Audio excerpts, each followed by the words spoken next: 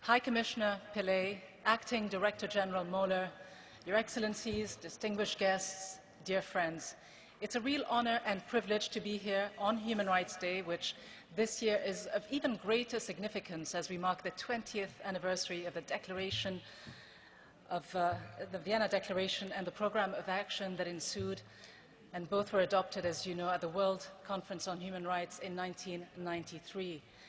It has also been 20 years since the General Assembly adopted a resolution establishing the office of the High Commissioner for Human Rights. So much, you might agree, to celebrate in terms of achievements for the United Nations human rights system in the last 2 decades. That is, of course, on the positive side. On the more negative side, those of you who were in Vienna in 1993 are now, well, 20 years older.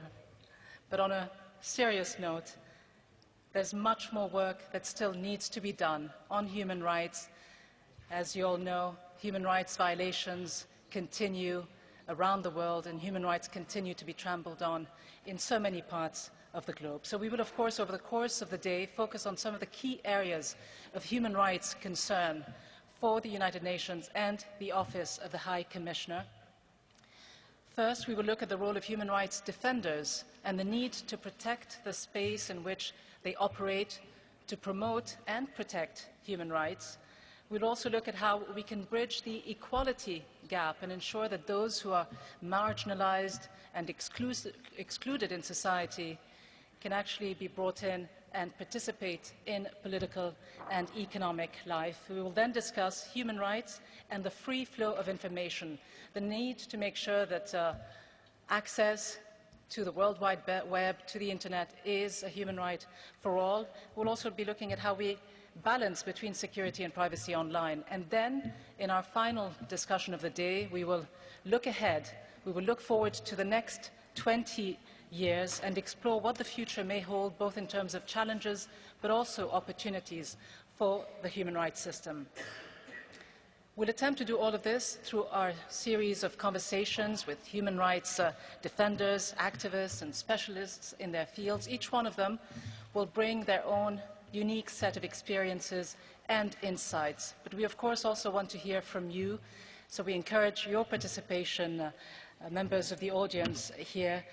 But please remember, ladies and gentlemen, that even though this chamber very much looks like the Human Rights Chamber, in fact, I look around and I think I recognize the ceiling of the Human Rights Chamber. I recognize the High Commissioner, the President is here. It feels like the Human Rights Chamber. It smells like the Human Rights Council as well. But let me assure you, this is not a session of the Human Rights Council. So no speeches, no statements today, no points of order for that matter, or disorder, just straightforward questions, please, from the floor. And for those of you, of course, who are following us online, you can send us your tweets as well to join in the conversation. Now, in just a few moments, we'll be hearing from the High Commissioner for Human Rights, Ms. Navi Pillay, who will deliver an opening address. But first, let me call on the President of the Human Rights Council and Permanent Representative of Poland to the United Nations office in Geneva, Ambassador Remigiusz Henschel, to deliver his welcome remarks. Mr. President.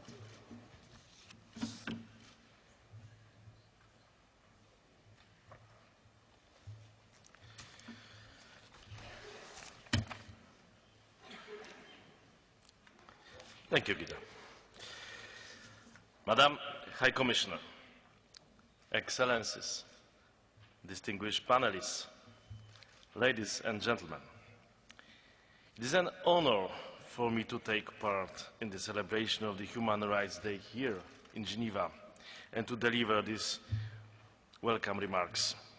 Today, we celebrate the adoption of 10th December 1948 of the Universal Declaration of Human Rights.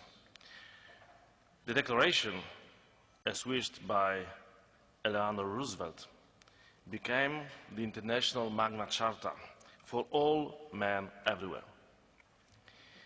And yet, many challenges remain ahead of us to ensure that the ideals of the Declaration are the reality for everyone.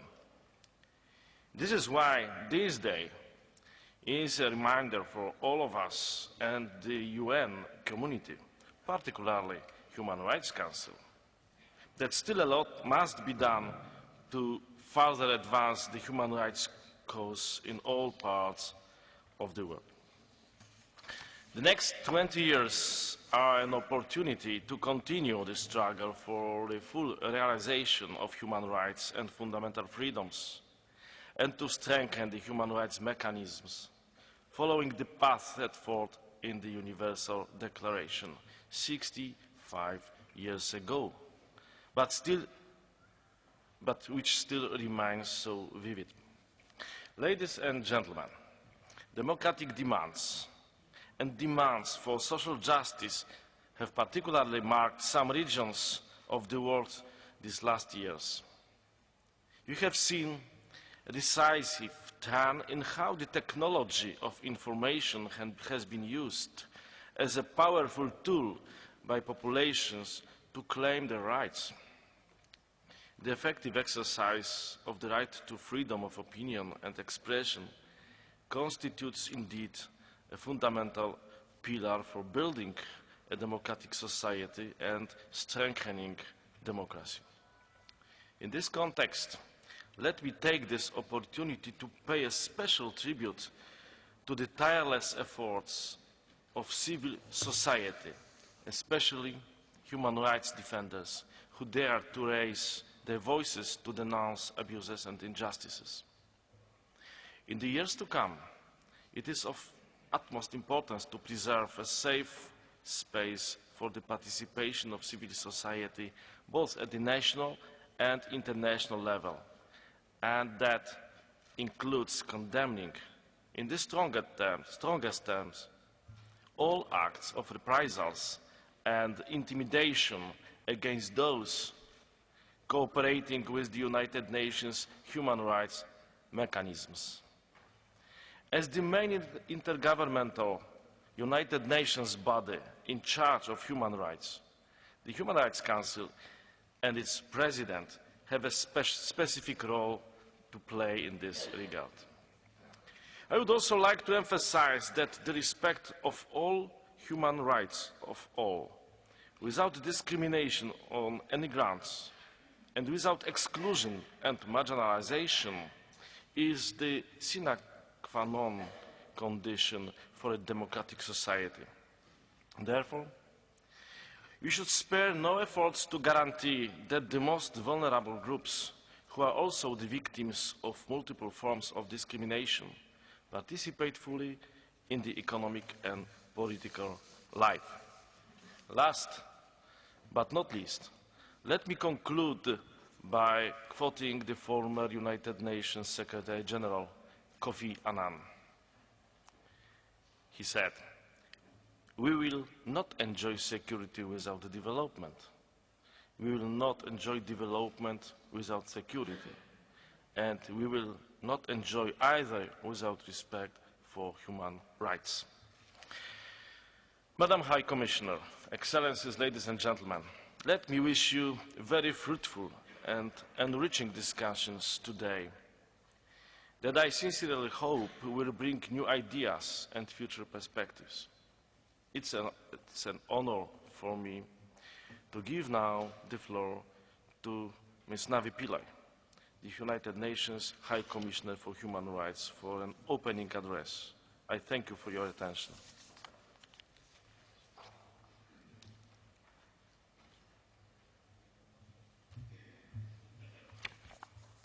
Excellencies and friends, a very good morning to you all.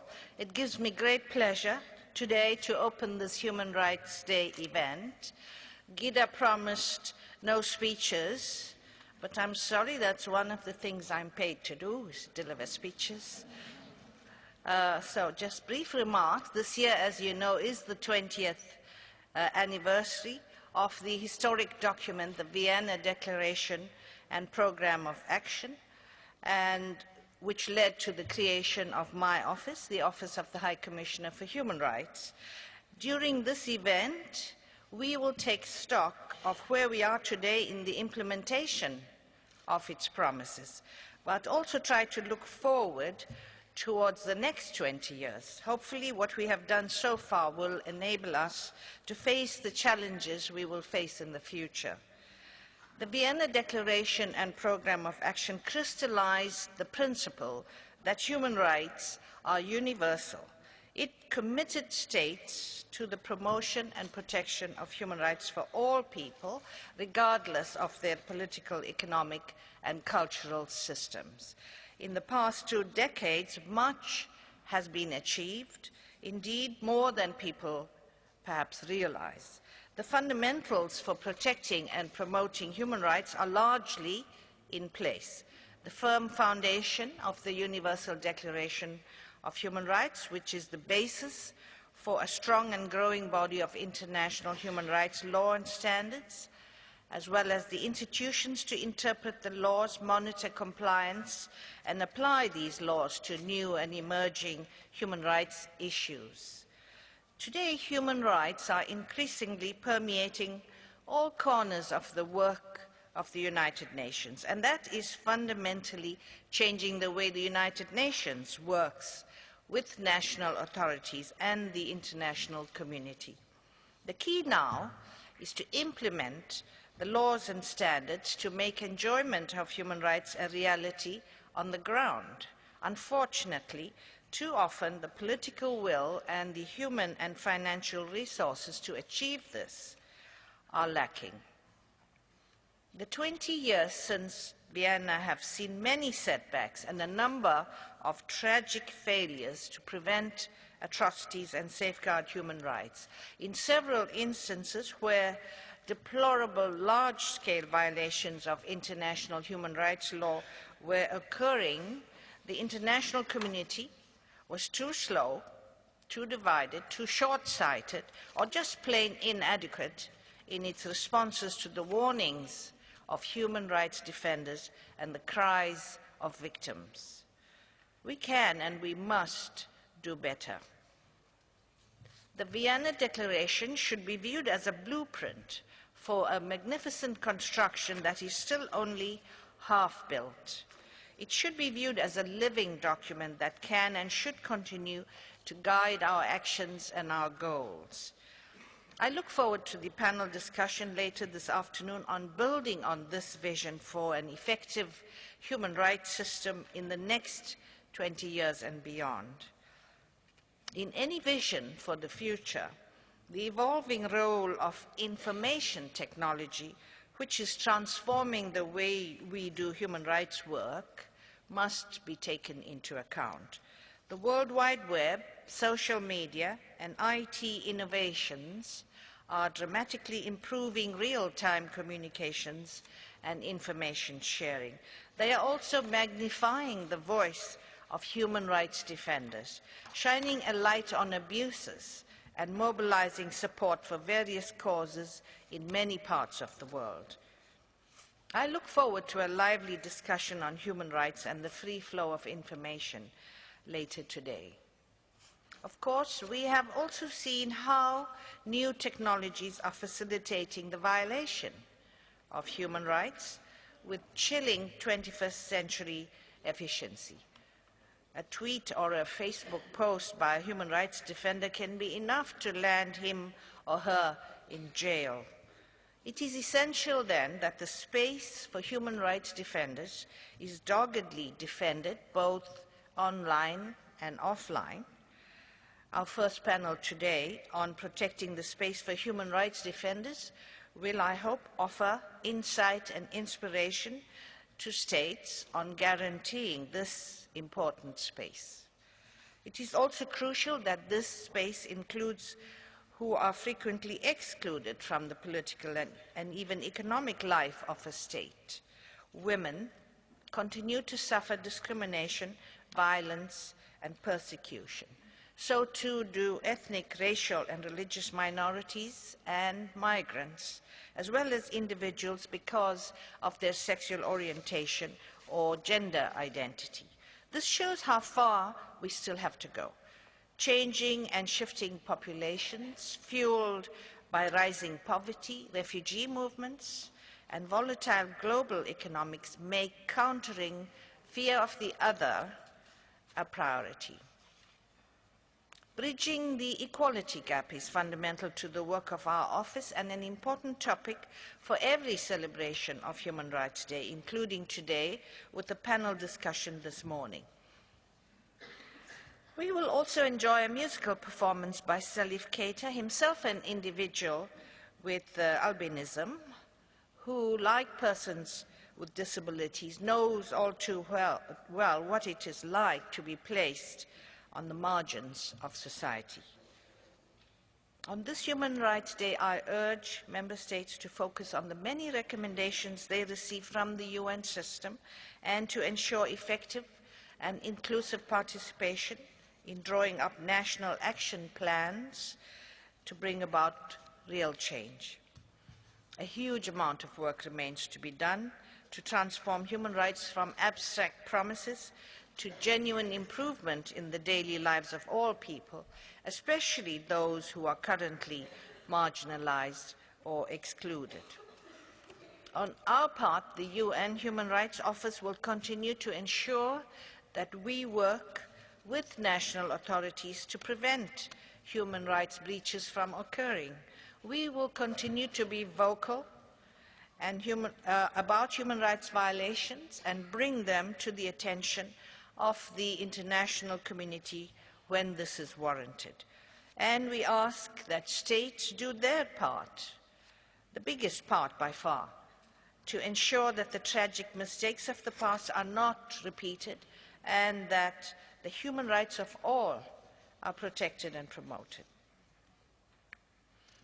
The vision and goals we formulated 20 years ago in Vienna are still valid and still worth fighting for now, over the next 20 years and beyond. So before we begin our first panel discussion on how to better protect the essential space for human rights defenders, let me introduce a short video produced by my office. The video looks back at the human rights successes and failures of the past 20 years and features the views of several familiar personalities on the universality of human rights. Thank you.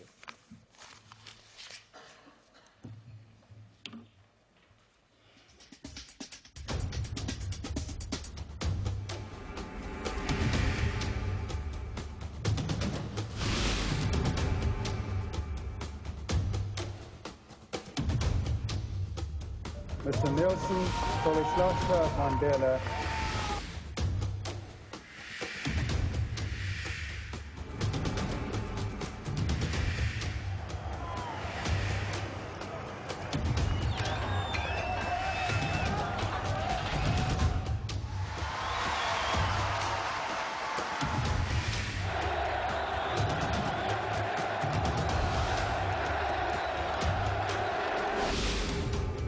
Girls and boys both are human beings. And if a boy can be educated, why can't a girl? And it's their right. As an Arab woman, I dream of a day where we can achieve this equality between men and women in political leadership. I dream of a day where there's no more violence against women.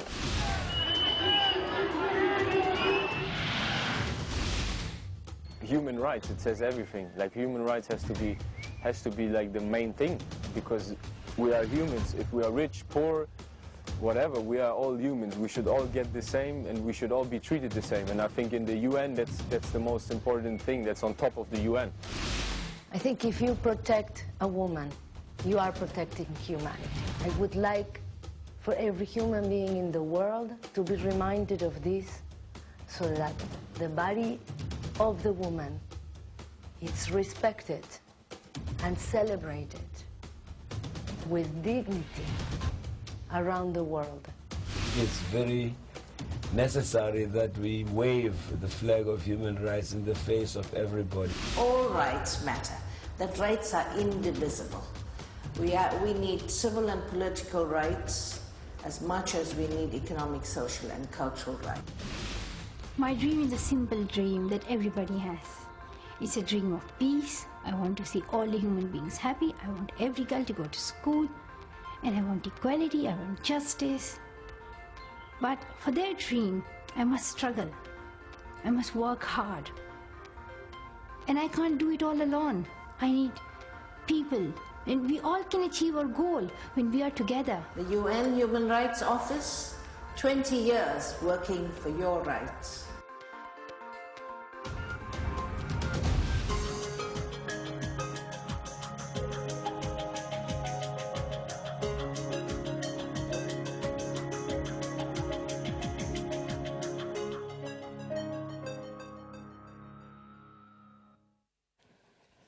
Can I invite our next panelists, our participants, to the stage? And as you heard from the High Commissioner Pillay, and of course, as you saw in this video, much to celebrate in terms of achievements, but much to still decry about the implementation or lack of implementation of so many of the international human rights standards around the world. Now, it was, of course, 20 years ago, as we've been saying, that the Vienna Declaration and Programme of Action were adopted. They both signaled the end of the Cold War and, in a sense, ushered in a new era where there was an emerging consensus around the definition of human rights. In the 20 years since the adoption of that declaration, though, much has changed, particularly with the advent of the 21st century and the emergence of buzzwords like terrorism and counterterrorism, which also became a point of reference for many governments in the way they dealt with human rights defenders. That, of course, has made their work all the more critical, all the more important, but has also meant that there has been a shrinking space, a threatened shrinking space for human rights defenders in so many parts of the world, and certainly in some of the democracies or some of the countries that are trying to make that transition from authoritarian rule to democracy. Now, one of the main priorities for the United Nations and the UN Office for Human Rights throughout the years has been to develop and implement measures and strategies that ensure that this space is protected, that human rights defenders are able to carry the work in the best way they can to protect civil society actors and essentially protect public freedoms. But has the strategy worked? Since the adoption of the Declaration on Human Rights Defenders in 1998, what has happened? Do they enjoy a safer, more conducive environment? Or are we still seeing the same kinds of challenges that existed before the adoption of this declaration? What are some of these challenges, and whose ultimate responsibility is it to create the kind of space they need in order to carry out their engagement in the promotion and protection of human rights? These are all issues we'll be discussing over the course of the next hour with our participants. They'll address many of these issues, but as I said earlier, we want this to be an interactive conversation. So we will be taking questions from the floor and from Twitter as well. You can send us your tweets by using hashtag #UNRightsAt20. We're privileged to have with us here two human rights defenders who will share their own unique experiences in the common fight against human rights violations. Hina Jilani, you served as UN Special Representative on Human Rights Defenders from 2000 to 2008. After the mandate was established and this office was created by the Commission on Human Rights, you are a human rights lawyer from Lahore in Pakistan. You started practicing law in the late 1970s. You co-founded in 1980 Pakistan's first all-women legal aid practice. You're one of the founders of the Human Rights Commission of Pakistan and Women's Action Forum.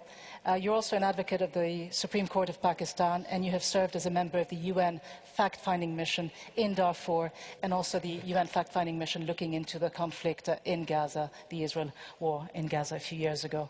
So, Hina Jilani, you know firsthand the kinds of pressures, difficulties that human rights defenders face in carrying out their work. You have faced death threats, you've escaped murder attempts, you've been a subject of harassment and intimidation. As Special Representative on Human Rights Defenders, though, one of your prime considerations and concerns was the protection not just of human rights, but of human rights defenders. How is that possible? How is that done on a practical level, though, when in so many cases the state itself is involved in violating the human rights of citizens? I think this is one of the most difficult challenges that the international community is faced with today. I'm happy to say that the declaration is there and that this mechanism for the protection of human rights defenders has been created by the UN in the form of a special rapporteur who has the responsibility of seeking information and of responding to the issues as and when they are confronted. But let me say, first of all, that defense of human rights is not easy anywhere in the world. It is especially difficult in certain societies and in certain parts of the world. Let me also say that, and I'm sure that my young colleague here will agree with me, that there is not a single human rights defender who gets into this line of work without being properly informed of what they are taking on. What the human rights defenders are doing and the work that they do for the promotion and protection of human rights is challenging very powerful elements and forces. These are states, but also non-state actors. Sometimes non-state actors that are acting in collusion with the state, but at other times not acting in collusion with the state, but taking advantage of the unwillingness or inability or of the state to protect, to perform its duty to protect the citizens. So I think it's very important to keep that in mind, that none of us do this work from a position of being ill-informed about what we will be confronting. About protection, I think, personally as a human rights defender, I think it's very important for me to have my community around me. The worst thing for a human rights defender that increases our vulnerability, but also our sense of insecurity, is working in isolation. So the first thing that I have ever done in my life as a human rights defender is promote the forming of networks of people who are behind each other. And the second thing, of course, is for states and institutions to respect the work that human rights defenders do. For instance, there are several countries in the world that are increasingly criminalizing action for the protection and promotion of human rights. The sensitivity of judiciaries, for instance, towards the work of human rights defenders has to increase so that they are able to distinguish where human rights defenders come under some kind of a strain and there is impending harm to them. They should be able to distinguish whether charges against them are there because of their work as human rights defenders or otherwise. And that kind of protection must be offered. I think the Inter-American system of protection measures. But let me also say again that protection measures by the state are almost useless when the reputation of the state for harming human rights defenders is of an extent where those who are protecting you are the first ones that you suspect.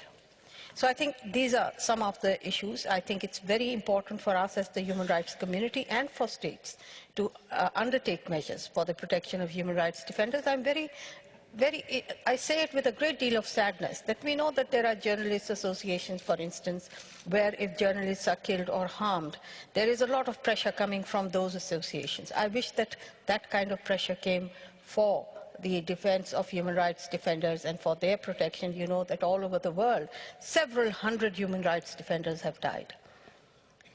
Ms. Jilani, I mean, you mentioned a couple of very interesting points. I mean, one of them, obviously, that it's difficult enough to work in an environment where the state doesn't offer the kind of protection human rights defenders and quite often colludes with certain state agencies to violate these rights. But you also talk about the importance of having, you say, your community around you.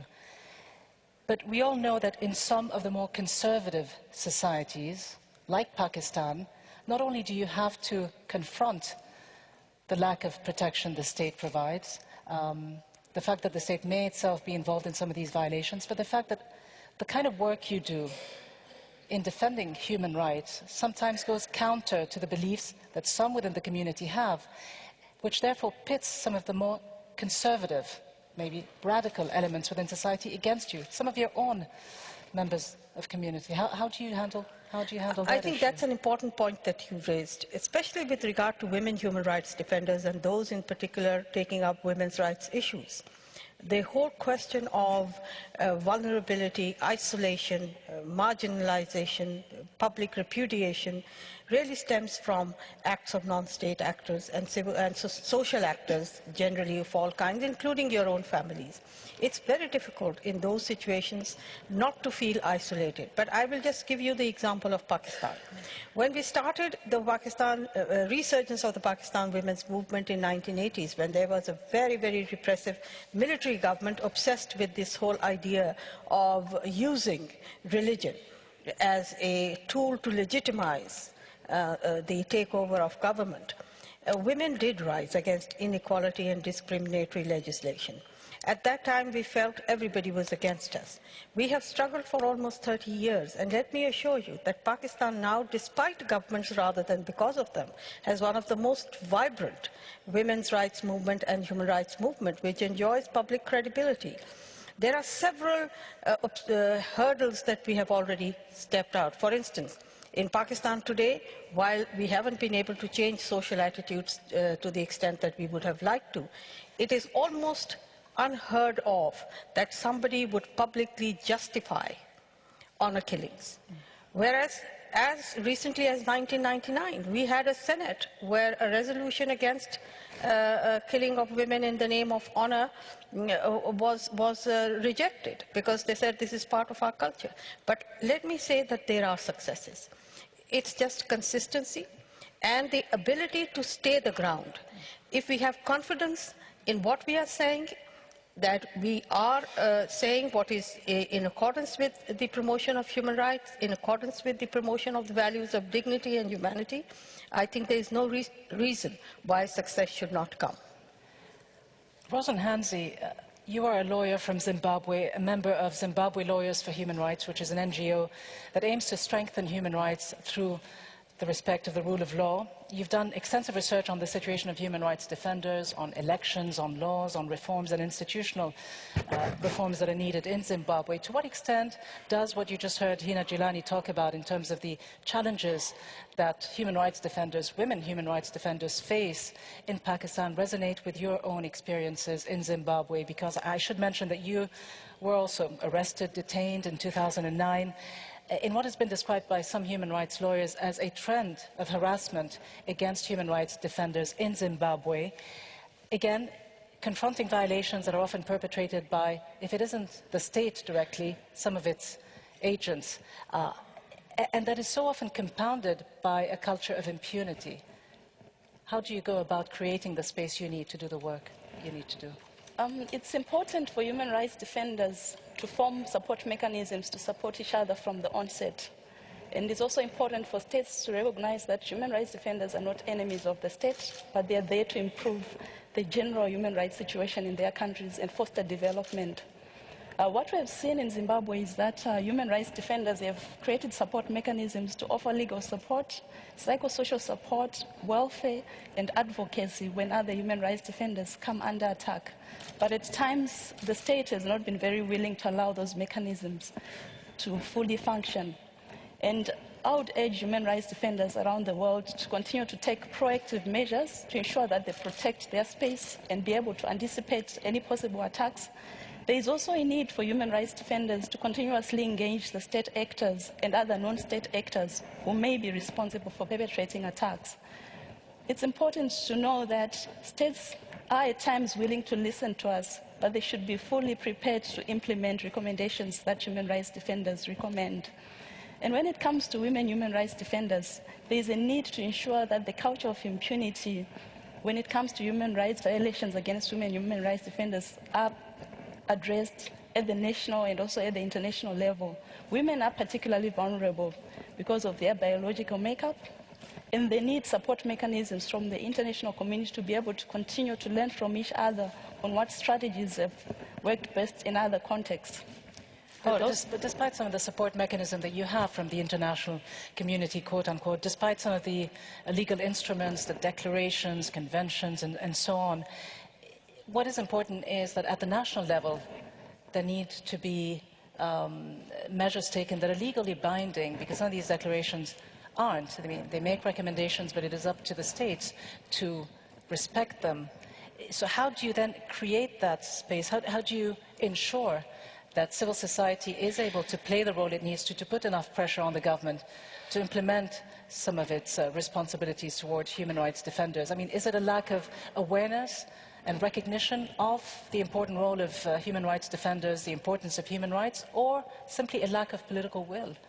There continues to be a lack of political will, but sometimes there's also ignorance on the part of some critical state actors in certain government departments. So there continues to be a need for human rights defenders to increasingly make the state actors aware of their demands through strategic advocacy actions and engaging them through capacity building state actors to ensure that there is more professionalism in state institutions and government departments. And it's also important to engage and lobby both at the national, continental and international level.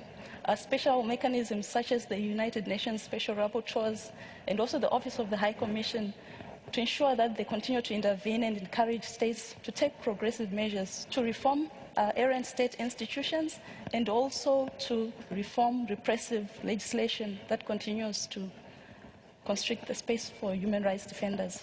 Hina Jilani, you just heard about the difficulties some states, some societies face in trying to force the government to adhere to human rights principles, even though we, as I say, we have these declarations on human rights defenders and other documents that aren't necessarily legally binding, even though they do include DONDE human rights standards and principles that states should adopt. And a declaration like the Human Rights Defenders Declaration was adopted, I should say, by the General Assembly by consensus.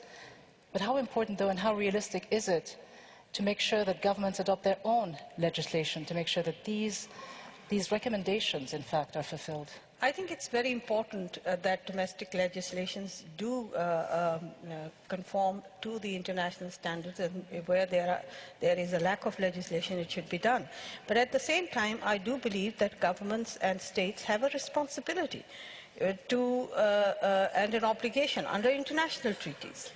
So even if there is no domestic legislation, their conduct at home must conform to the very principles that they have ratified, even though there is no national legislation to that effect. Now, you're talking about the Human Rights Defenders Declaration. I think this is now it should become one of the core instruments of human rights, because look at what we are talking. If we want to promote and protect human rights, we cannot do that without the work that human rights defenders do. So the instruments for the promoting of human rights, if you don't protect them, then there's no way that you have hope for achieving a level of humanity and respect for dignity in the world that we want to.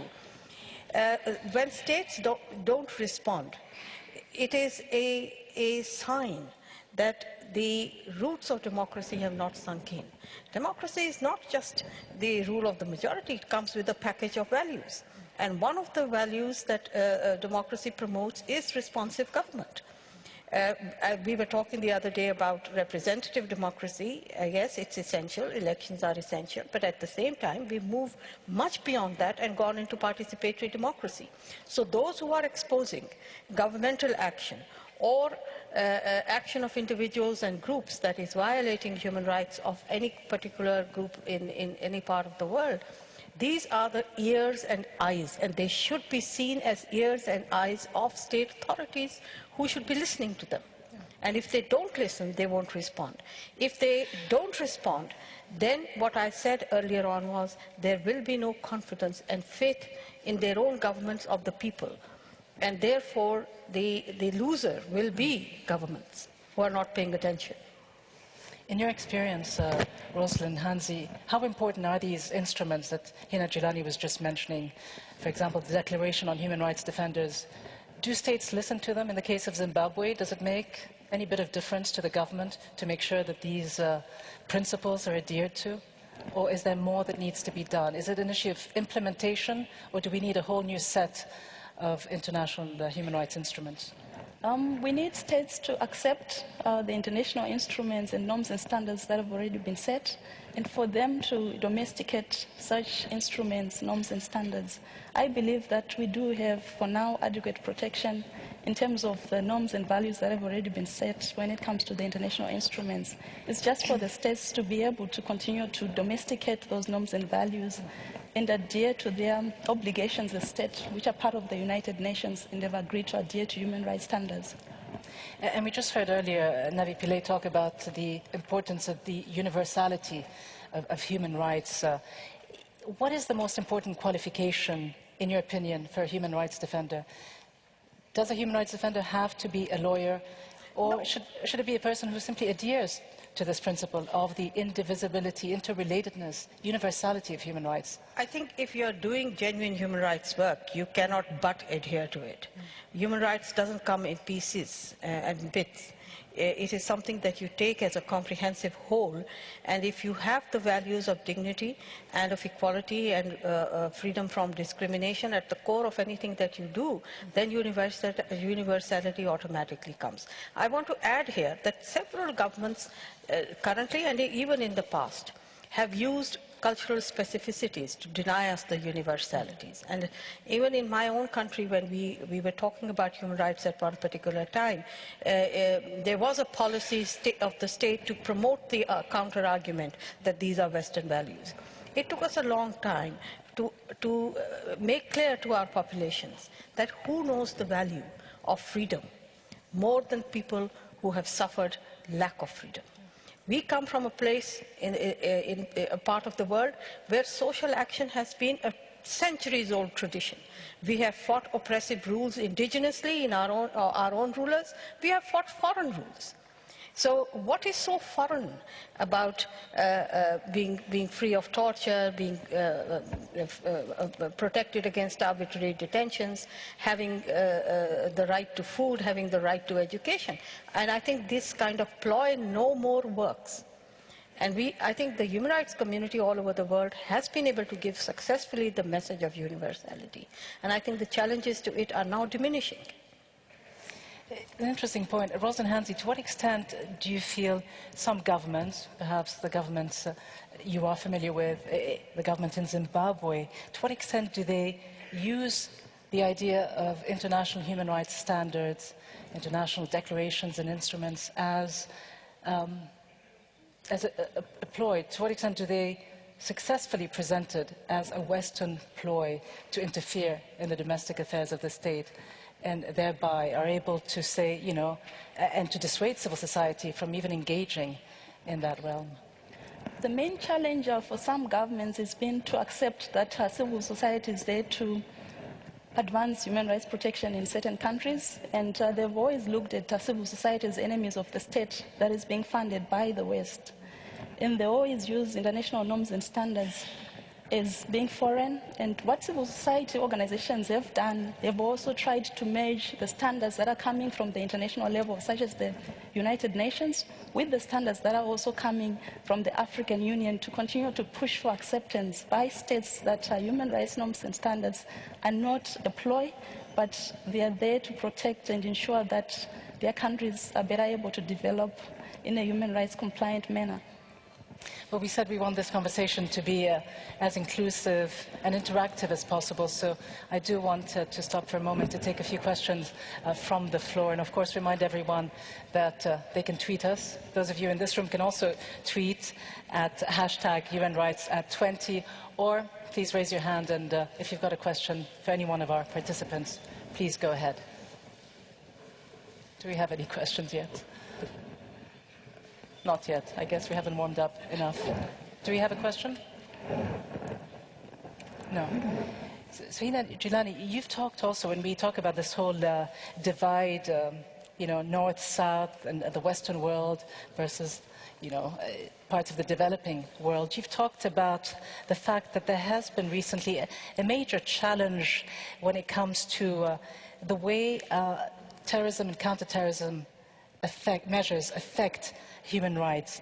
You are a member, or you have been, of the eminent jurist panel on terrorism, counterterrorism and human rights, which was convened by the International Commission of Jurists to investigate counterterrorism practices in some 40 countries. And you've talked about the damage done when states, you say, deviate from the law and human rights principles in the name of terrorism. What, in your experience, has been the clearest example of that type of deviation from human rights? There have been several. But let me just say to you that The fight against terrorism didn't begin with 9/11, when that terrible incident happened in New York. In my part of the world, this was one of the biggest human rights issues, much before 9/11 happened. Human rights defenders have been some of the first targets of terrorist attacks, especially religiously motivated terrorists. Despite that, it is the human rights people who are today saying that while we recognize that there are security imperatives, those imperatives have to be served within the human rights framework. Otherwise, any counter-terrorism measures will become counterproductive. And we have given both legal and political arguments for that. I think, for instance, on the political side, it's very wrong to suppose that disappearances, for instance, by security sector workers of people suspected of terrorism will in any way benefit the situation. They are allowed to become martyrs when they are killed extrajudicially. We want these people to be prosecuted. We want their crimes to be seen as crimes by the public. And we want the victims to become more visible so that people understand that there is no glory in terrorism, even in the name of religion or in the name of God. So I think it's very important that counter-terrorism remains within the rule of law, promotes the very values that in itself are a barrier against what we call terrorism. How difficult, though, is it in the absence of an agreed-upon definition of terrorism? Look, it is difficult, and that's what we've always said, that overbroad definitions of terrorism have led to problems. Many countries, in fact, have broadened it so much that it is up to the executive to send a common murder case into trial before terrorism courts or before the normal criminal courts. It has created parallel judicial systems. It has created more complications in countries where already the judicial system suffers from several flaws. So I do believe that this particular dimension of counterterrorism is very difficult. People have to understand that the human rights regime or the international humanitarian law regime does not ignore the fact that exceptional circumstances exist. There is a regime of exceptions and of limitations, but those have to be strictly enforced and construed according to the limits prescribed by international law. And it is, I as a lawyer, we have shown our governments through examples and sample legislation that it is possible to do it. We work on a very practical level. I'm not a lawyer that is just an academic. I practice law. I defend people who have suffered from lack of fair trial or due process. So we know what works and what doesn't work, and how limitations can intelligently and honestly be applied in order to overcome some of the difficulties. And in order to overcome some of these difficulties, Rosen Hanzi, how important is the role of civil society, the private sector, the media, in helping human rights defenders overcome some of the obstacles, the challenges that are in their way, and be able to use some of these instruments to make a difference on the ground? Yes. The media is really important. It's one of the most powerful tools that can advance human rights defenders' causes. But what we have seen in some countries is that the media has been used as a tool to attack human rights defenders. The media can be used to greatly publicize the work of human rights defenders and to create greater awareness on the importance of appreciating, respecting, promoting and protecting human rights for the general citizens and for the state actors.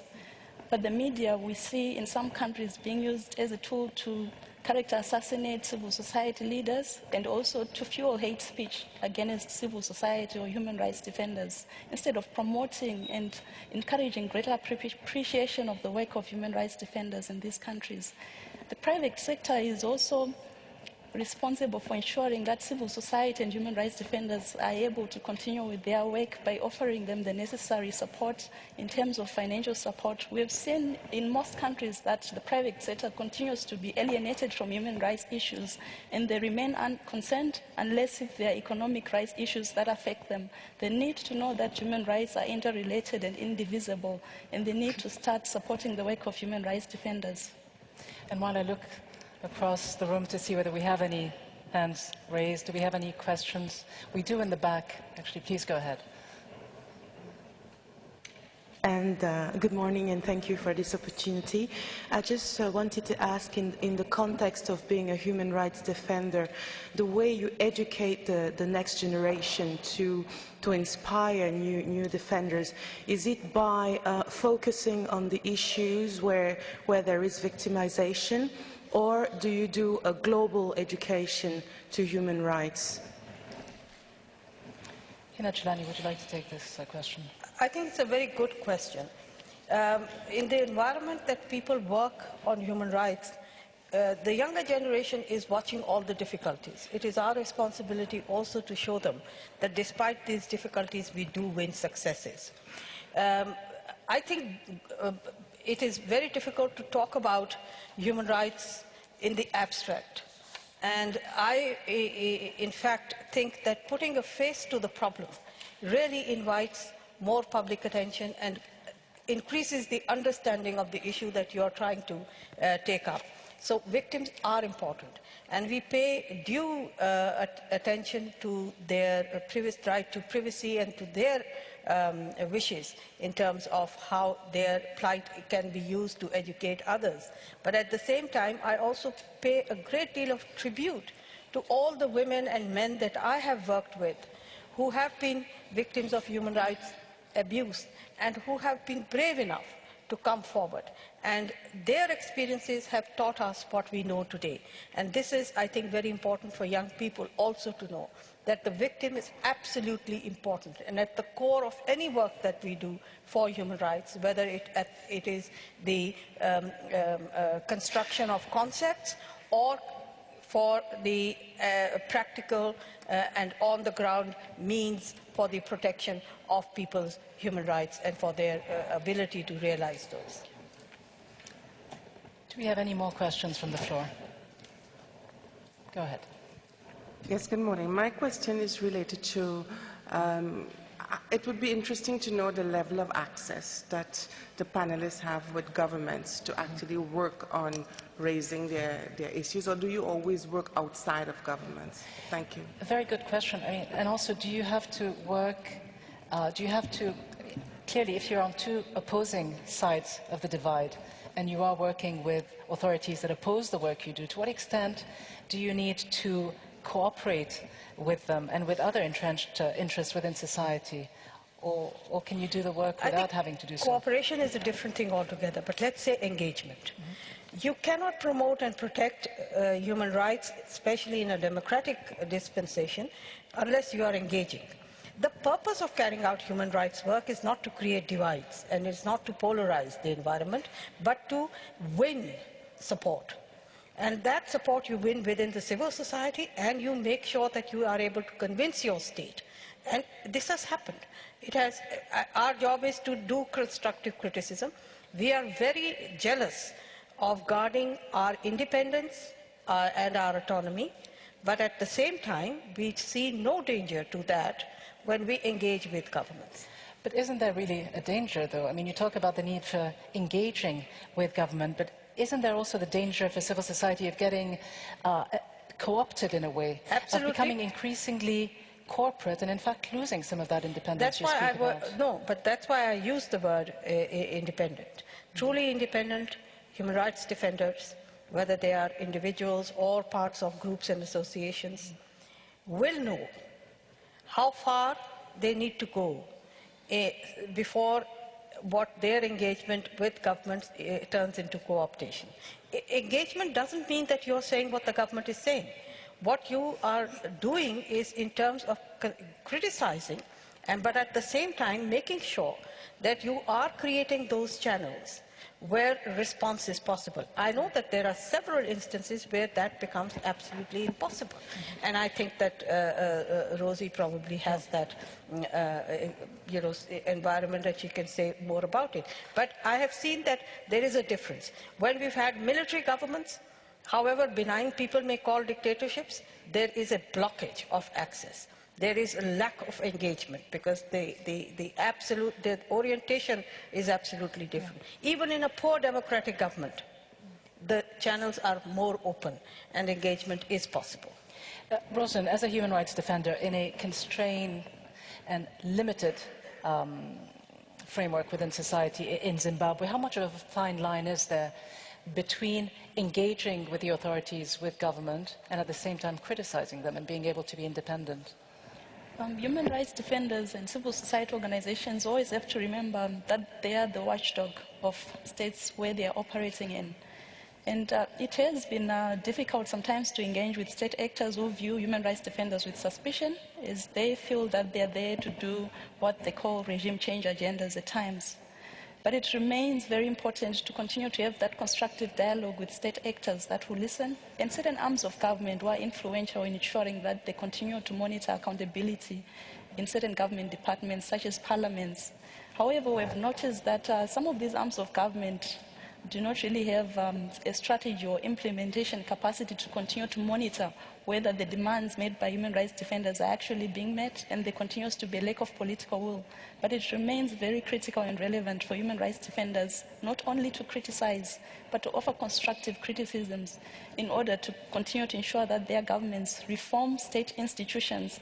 Civil society organizations and human rights defenders have a lot of capacity and expertise that can actually benefit the states where they are operating in if the states are only willing to listen. And it's important for human rights defenders to continue to maintain their independence and not to be co-opted, no matter what it takes. Are even the more reluctant governments now more willing to realize and recognize the importance of civil society? And we've seen the protest movements that have erupted in many parts of the Arab world. I think the word willing would never be a good word to use.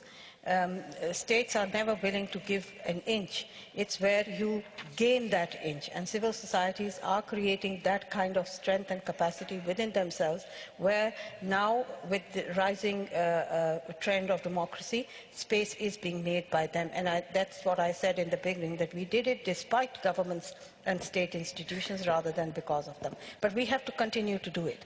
But I must say that over the past many years, since the Vienna Declaration, for instance, institutions have come into being, national human rights institutions.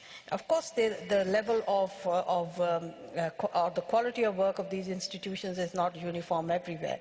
But there are these institutions. Many countries have women's commissions already established. Children's rights commissions have been established with mandates that can be very protective and beneficial mandates. So I do think that we have come some way. States are never willing. We have to take it from them, and this kind of, when I talk about engagement, I am talking about a constructive dialogue, like Rosie said. And this goes on with our not in any way compromising our fundamental task, which is of being monitors and those and for holding government accountable. Now, accountability itself is a process that makes those channels of engagement. So I think we are engaging. There's no question of that. You can't have two parallel streams running and hope that things will happen. So that kind of engagement has to be there. But at the same time, there is certainly the need to make sure that the independence of our views, the objectivity of our views, and the transparency with which we work cannot be affected. Again, you mentioned the importance of engagement. The question, though, again, Rosalind Hanzi, is will it lead, though, to concrete steps on the ground, that it will improve human rights when some governments are unwilling to abide by these principles? And here I've got a question from Twitter, which asks, is it unrealistic to think that states will implement non-binding human rights principles? Is it unrealistic? It's realistic to continue to hope that states are going to implement non-binding declarations. States are bound actually to respect and promote human rights, and once they join institutions such as the United Nations, they cede some of their sovereignty, and they should be encouraged to continue to take credible steps to reform and ensure that they ensure human rights protection. But is that also true in a non-democratic context? It is true, although it will take time, that states should continue to ensure that these human rights norms and standards are observed. They should have political will to abide by international standards as they are part of the United Nations. An important topical tweet for you, Hina Jilani. Do you consider whistleblowers who uncover massive human rights violations human rights defenders? Absolutely. That's the shortest answer I can give you. Can you expand? I think anybody who takes any action for the promotion or protection of any of the recognized human rights and fundamental freedoms is a human rights defender, in my estimate. I don't think that we need to box that in a definition.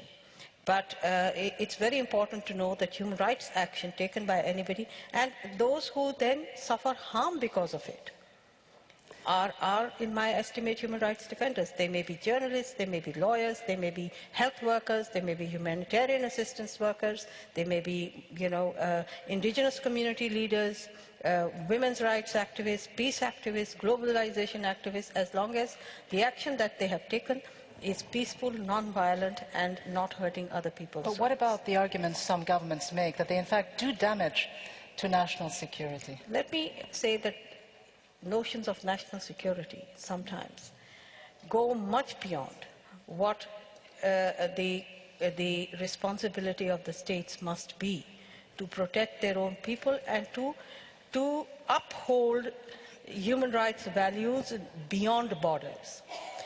The responsibility of the state and the duty of the state to protect human rights may be limited to their borders.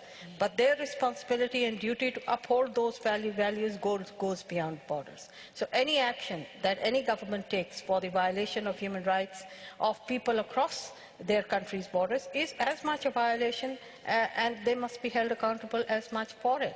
So this whole question or notion of national security is, I think, something that is very sometimes stretched too far. A red herring?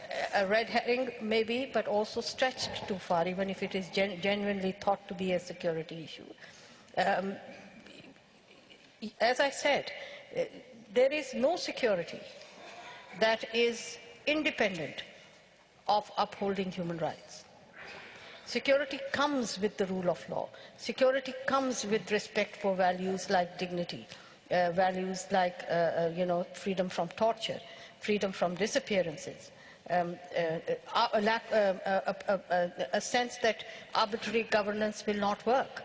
So I think these are some of the things that we need to consider when we are talking about people who are exposing human rights abuse. I do believe that these are human rights defenders, and I do believe that they need the support. In human rights work, one of the things that I have found, complicated measures for our protection we sometimes don't need. We already take a calculated risk.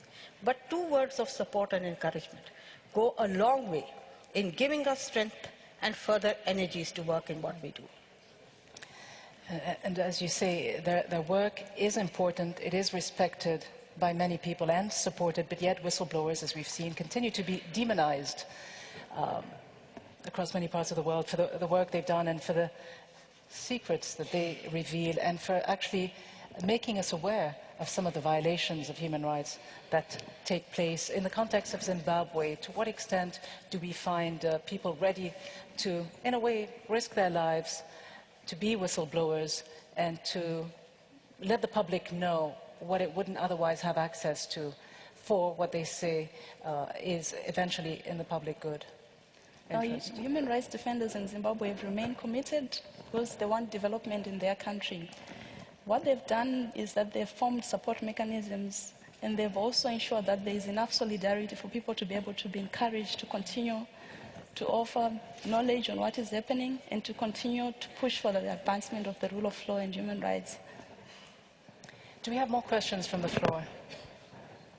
We have one at the back. Hello.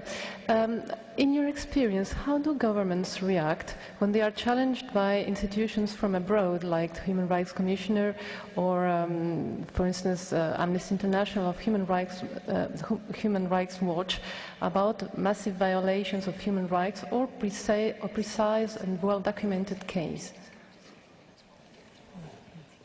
I didn't quite understand the question. Would you just repeat the last bit of your question, please? The sound is a little difficult. That's it. When there's a precise documentation about a case, a violation of human rights, and organizations from abroad of a country interfere and they want to know what's happening, how do the governments react to those kind of questions and inquiries?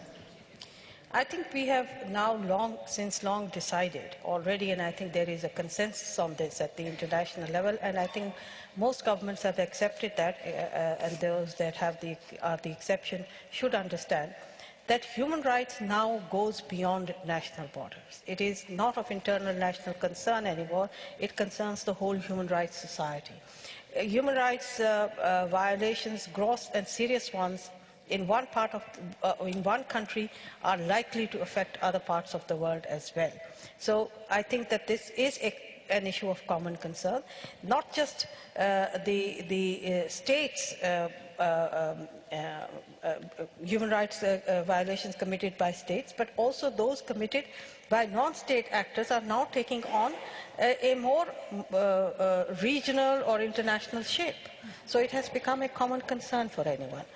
I think legitimate means to show concern over human rights violations in any part of the world by the international community is the legitimate exercise of the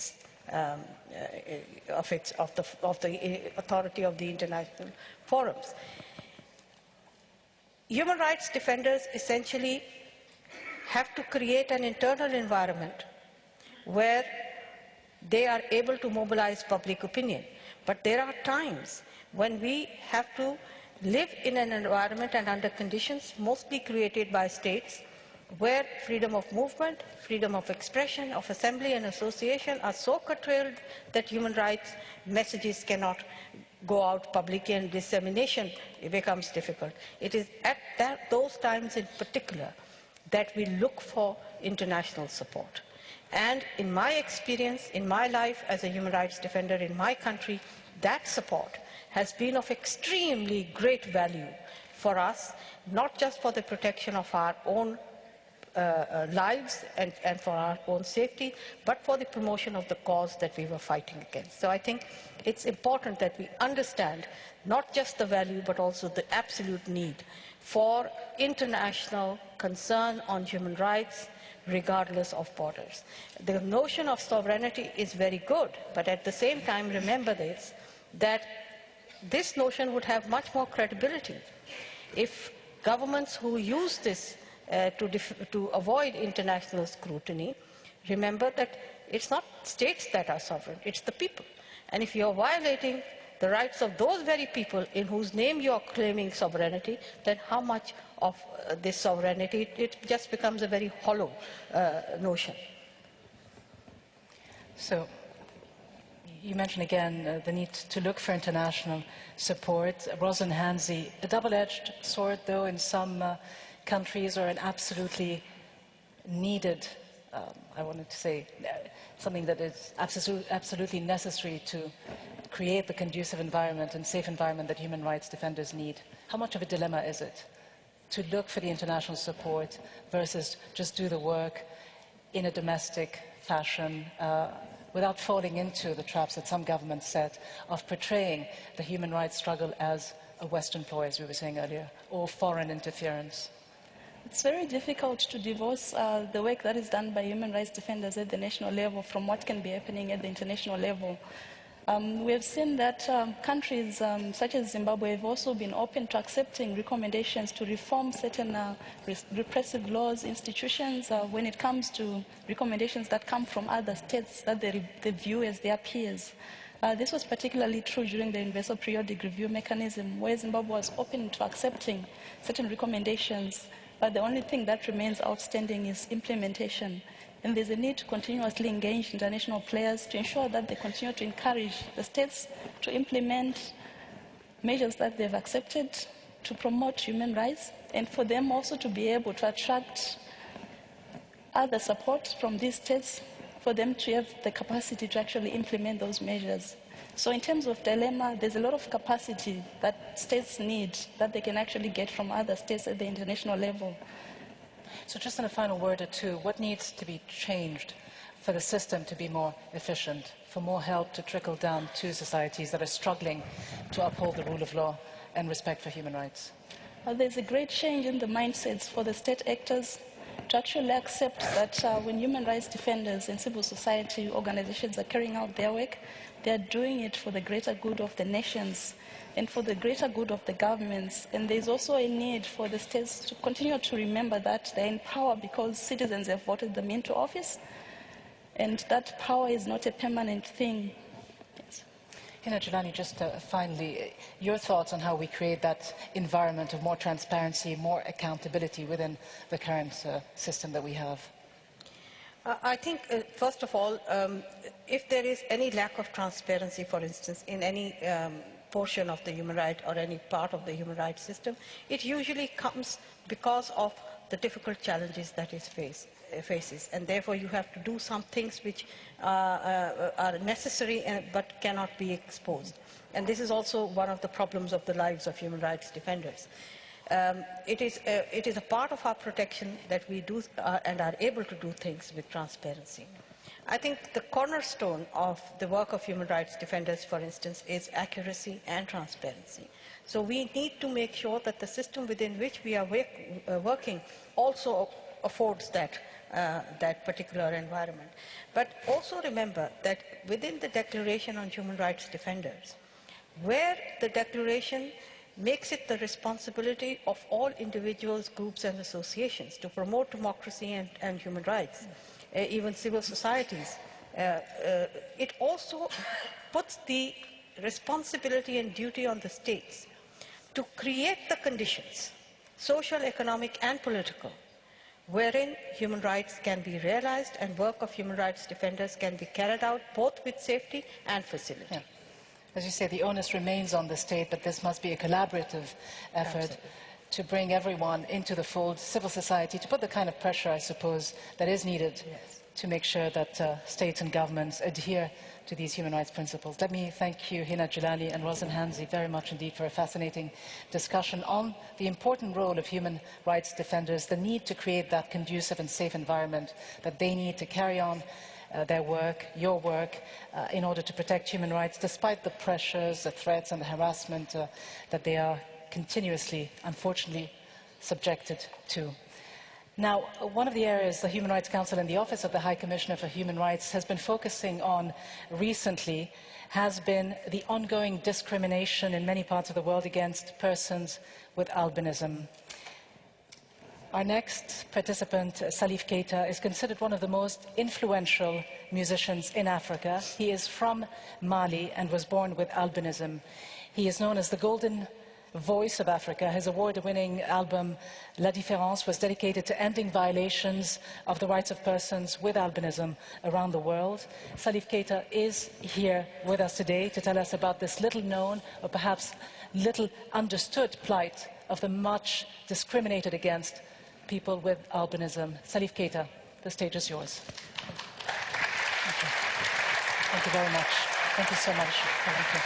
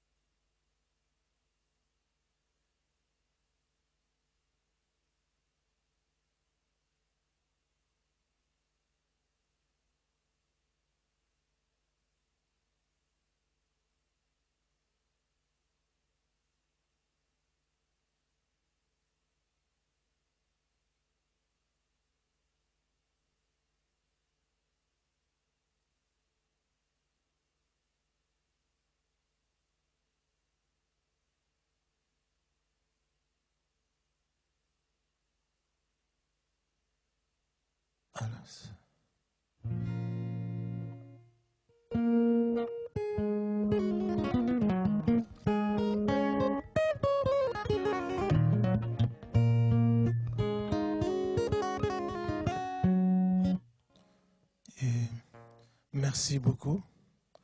Je ne peux pas être à cette place aujourd'hui, avoir la chance d'être là, sans remercier le monde entier pour avoir voté la loi contre la maltraitance sur les albinos. Merci beaucoup. Moi, je suis un artiste. J'ai eu la chance d'être artiste pour échapper à pas mal de choses sur les albinos. Mais soyez sûrs que ce n'est pas facile de vivre avec ça dans le monde. Et qu'il y a d'autres qui comprennent, qu'il y a d'autres qui ne comprennent pas, qu'il y a d'autres qui les aiment, il y a beaucoup qui les aimaient pas. Mais grâce à vous, je ne regrette rien. Tout ce que je souhaite, que vous soyez toujours aux côtés des artistes, d'accord, mais aux côtés des albinos aussi, parce qu'il se faut beaucoup d'être albinos. Merci beaucoup. Et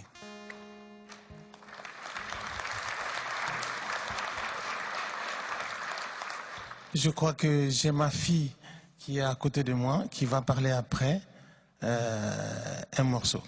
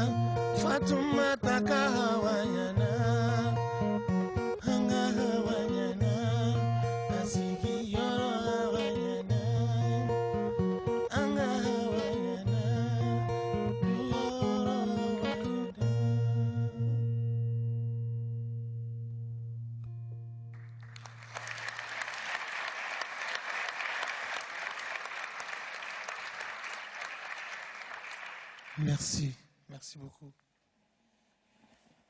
Reste assis à côté de moi, reste assis.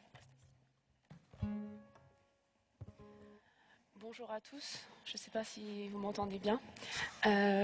Donc déjà, merci de nous avoir invités à cet événement-là, parce que pour nous, c'est très important de continuer à parler de la cause des albinos, parce qu'effectivement, aujourd'hui, dans le monde, c'est quelque chose qui est de plus en plus connu et reconnu. Les gens en parlent plus, donc moins de maltraitance, mais pour autant, il en reste encore. Donc c'est important pour nous de continuer à défendre cette cause-là. Si on est là aujourd'hui, c'est pour vous expliquer un petit peu le but de la Fondation et aussi les actions que l'on souhaite mener durant ces prochaines années. Donc, je pense que le but premier de la Fondation, c'est de permettre aux albinos de bien vivre, de bien vieillir et surtout de bien comprendre qu'est-ce que être albinos aujourd'hui en Afrique, mais aussi dans le monde entier. Donc c'était vraiment ça le but premier de la Fondation. Cependant, le gros souci qui se pose aujourd'hui, c'est le recensement de ces personnes-là. Parce que même si on en parle beaucoup, les gens n'osent pas ou ne veulent pas forcément se faire reconnaître par la Fondation.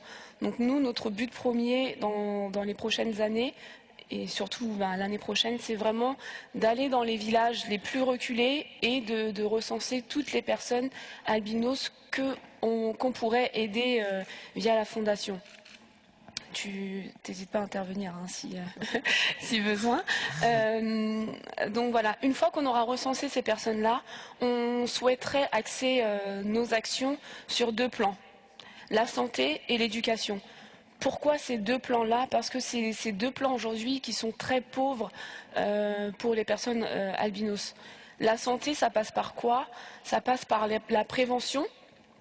Donc, pourquoi pas des interventions de médecins, chercheurs, ophtalmos, pour expliquer comment agir, entre guillemets, quand on est albinos, quels gestes préventifs il pourrait y avoir pour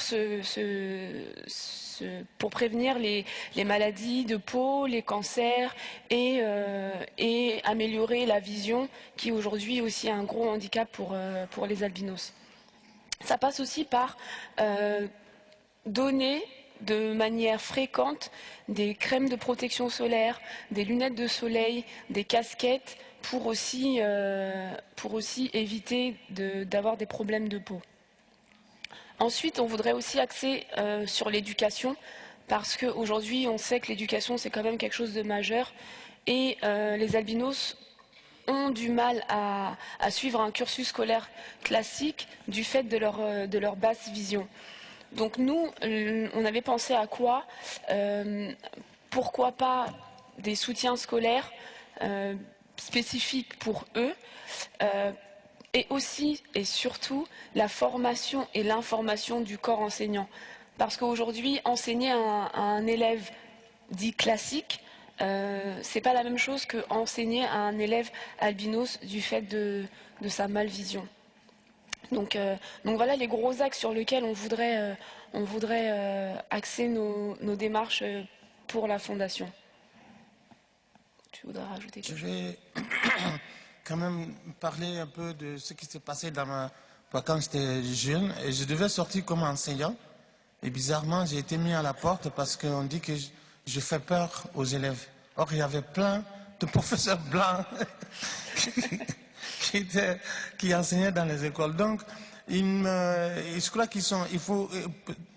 si on s'occupe bien des albinos, ils auront confiance en eux-mêmes et on comprendra que vraiment la valeur de l'homme n'est pas dans la couleur, c'est dans les actes et la façon de faire et le courage de l'homme. Et donc, je serais très content que vous venez toujours aux côtés de nous pour nous donner encore envie de vivre. Merci.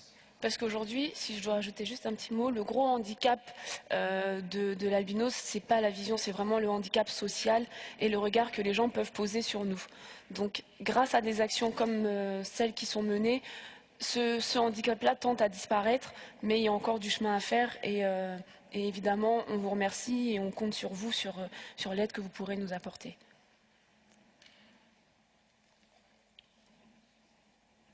Merci. Merci beaucoup.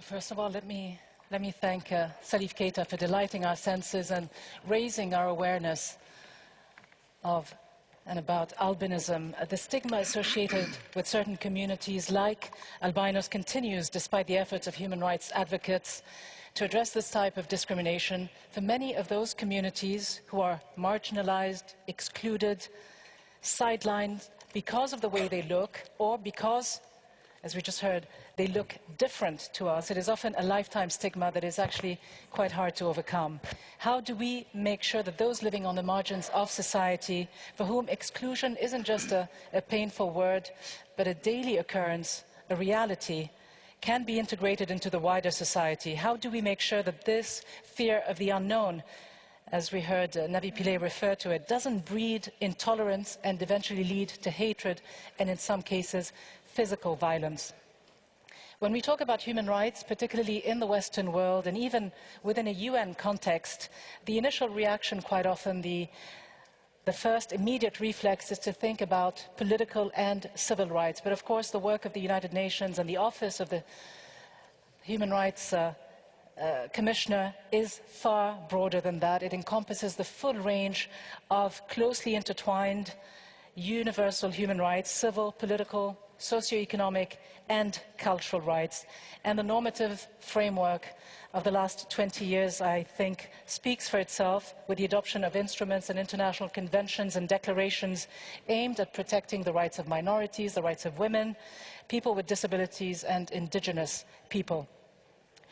Despite the work of the Office of the High Commissioner, though, since its inception, the work it's done has perhaps led to some progress being made in this field and in bridging the equality gap by preventing discrimination and promoting equality and universal respect for human rights. But the most vulnerable segments of society, though, including religious minorities and migrants, still find themselves excluded, sidelined, and away from the ability to participate in economic and political life. So just how do we promote and protect the lives of those who are excluded, those who are victims to discrimination, hatred or violence? How do we ensure, in fact, the participation and inclusion of all individuals, whatever their background, status might be? How do we make sure that they play a role in the economic and political life of a state? Our next conversation will focus on bridging this equality gap, and with us here on stage are human rights advocates from Colombia, from Hungary, from Canada. We'll be talking with them about their experiences in confronting discrimination against minorities in those countries and further afield. Rita Ijak, you were appointed independent expert on minority issues by the Human Rights Council. You took up your position in August of 2011. You started your career in the Budapest-based European Roma Rights Center, and you've been working on minority and human rights issues now, I think, for over a decade. Based on your experience as a Roma woman and minority rights defender, how would you describe the plight of the Roma people and the ongoing discrimination they are subjected to in so many countries in Western Europe, but also in some of the countries that they originally came from and had to flee from in Central and in Central Europe, incidentally, mostly, and Eastern Europe as well? How would you describe their plight today? Well, thank you very much for the invitation. It's an honor to be here and to sit here and discussing. But of course, it's very difficult to speak after Mr. Keita and talk about actually a group that I think faces similar challenges, especially if you look at the stigma and the marginalization that we always, very often suffer of. And I think we really need to talk more. I mean, this is a house of law, and in the previous panel, I think it came up quite well about the lack of implementation despite the legal framework and the normative framework in place. And I think we do need to look behind and ask the question, why, despite the existing standards, groups like the Roma, the Afro-Colombians, indigenous people, people living with albinism still suffer of everyday discrimination, exclusion and marginalization. And I think when we start asking the question, why, I think we really need to dig down and go into the psychosocial barriers. And I think we need to see how, and as the High Commissioner stated, there is a fear of others. But who is planting the fear of others into people? Why do we feel that we need to be afraid, we need to be scared of somebody who looks different from us? And I think that this is when we come really into discussion about whose responsibility is to raise awareness on the challenges of people with albinism and all the groups that are represented and, of course, advocated here for. And I think it really also triggers a question about the responsibility for our societies. Go beyond the responsibility of the individual, but what do I do to make sure that my society is in one piece and there is no hatred and intolerance propagated? And I think it also links to the other panel discussions, especially on the one on World Wide Web. But I think a big question is about what we do with hate speech, which also came up in the previous panel, directed against human rights defenders, but it's often directed to marginalized groups. And what do we do about hate speech? And I think many of us look at these websites, we look at the social media, we look at articles, and when we are shocked by the amount of comments that just really propagate hatred. But my question is, what do we do? What do we do and what can we do, I suppose, should be the question as well. When I suspect that much of the intolerance and hate speech campaign that emerges in many different quarters of the world, in Europe, emanates from the political speeches that we hear, from political parties and politicians from within mainstream, pushing politics really further to the right and becoming much less tolerant in the views that they espouse in order to gain the votes that they feel they need, with the growing discrimination against immigrants in many parts of the world. So I suppose, how do you involve civil society as well to raise its voice, to get organized and be engaged enough, inspired enough to actually talk about an issue that, let's be frank, in many instances they don't know much about and they don't care much about, because it's such a foreign, irrelevant issue in their minds? How do you make them, as I say, inspired enough to do something about it? Well, I think we really need to think about what individual actions we can also take. And I just brought up this example of facing a website which propagates hate. And I think many of us get horrified and shut down the internet, saying like, hate is taking over the world and we are helpless and there is nothing to do. But my question is, why don't we start posting comments into the same website showing that, no, there is a majority, and I do believe that there is a silent majority who does not want our world to go into these directions. We do not want extremism to take over. But why do we keep silent? Why don't we start really going into debates on the website, as the others, the hate propagators, do?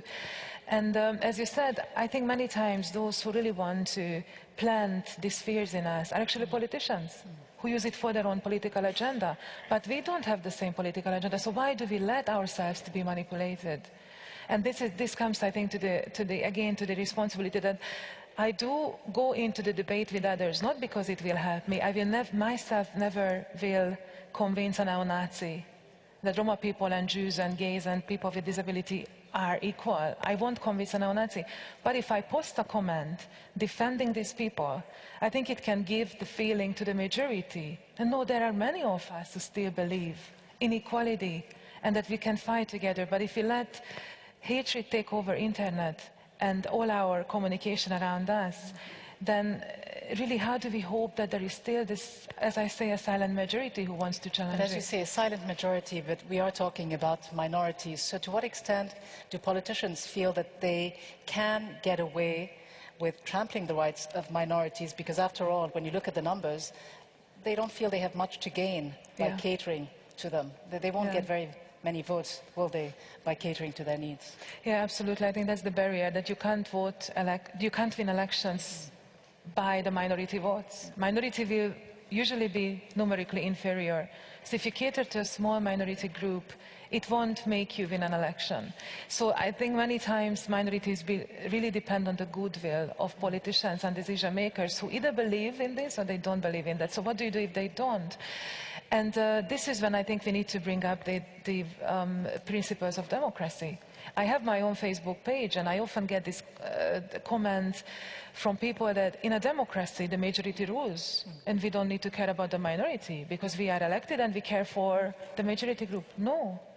In democracy, it's exactly because we have to look after every single citizen and non-citizen in your country.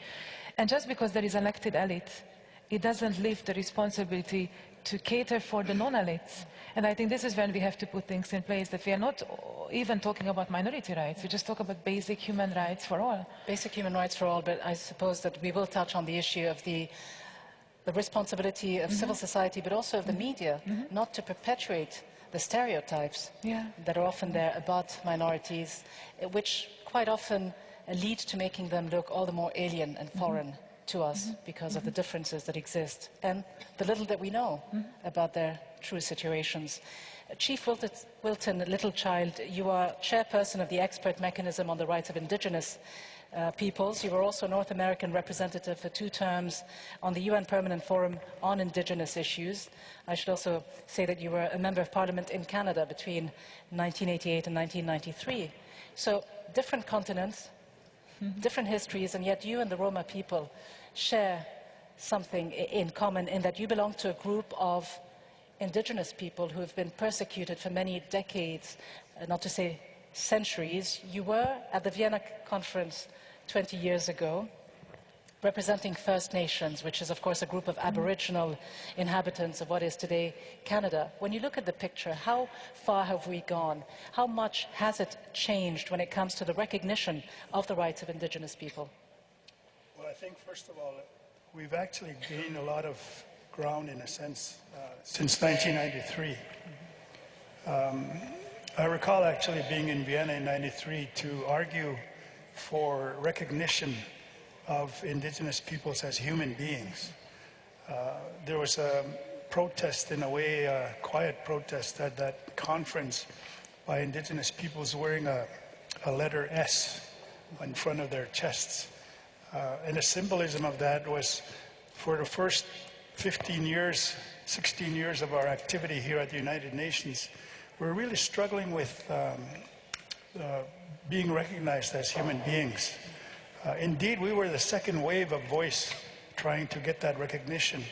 Back in 1925, 1923, indeed, Chief Deskahe came here when it was then the League of Nations, trying to express concerns of indigenous peoples, and he couldn't get a voice here. 2 years later, a spiritual leader, Ritani, came here. Likewise, couldn't get a voice. So we had a great length of time of silence about indigenous peoples until 1977. And in 1993, it was very historic year for us, because at that point, at that meeting, while we were seeking recognition as human beings, there was also recognition that indeed there should be space created for our voice. Denmark, thanks to the Danish delegation, introduced a resolution that perhaps we should consider establishing a permanent forum at the United Nations for indigenous peoples. And of course, that really made an impact. We were then not having to come here to the United Nations in Geneva to borrow from NGOs some speaking time so we could present our cases. And after that, of course, the Special Rapporteur on the Rights of Indigenous Peoples was established.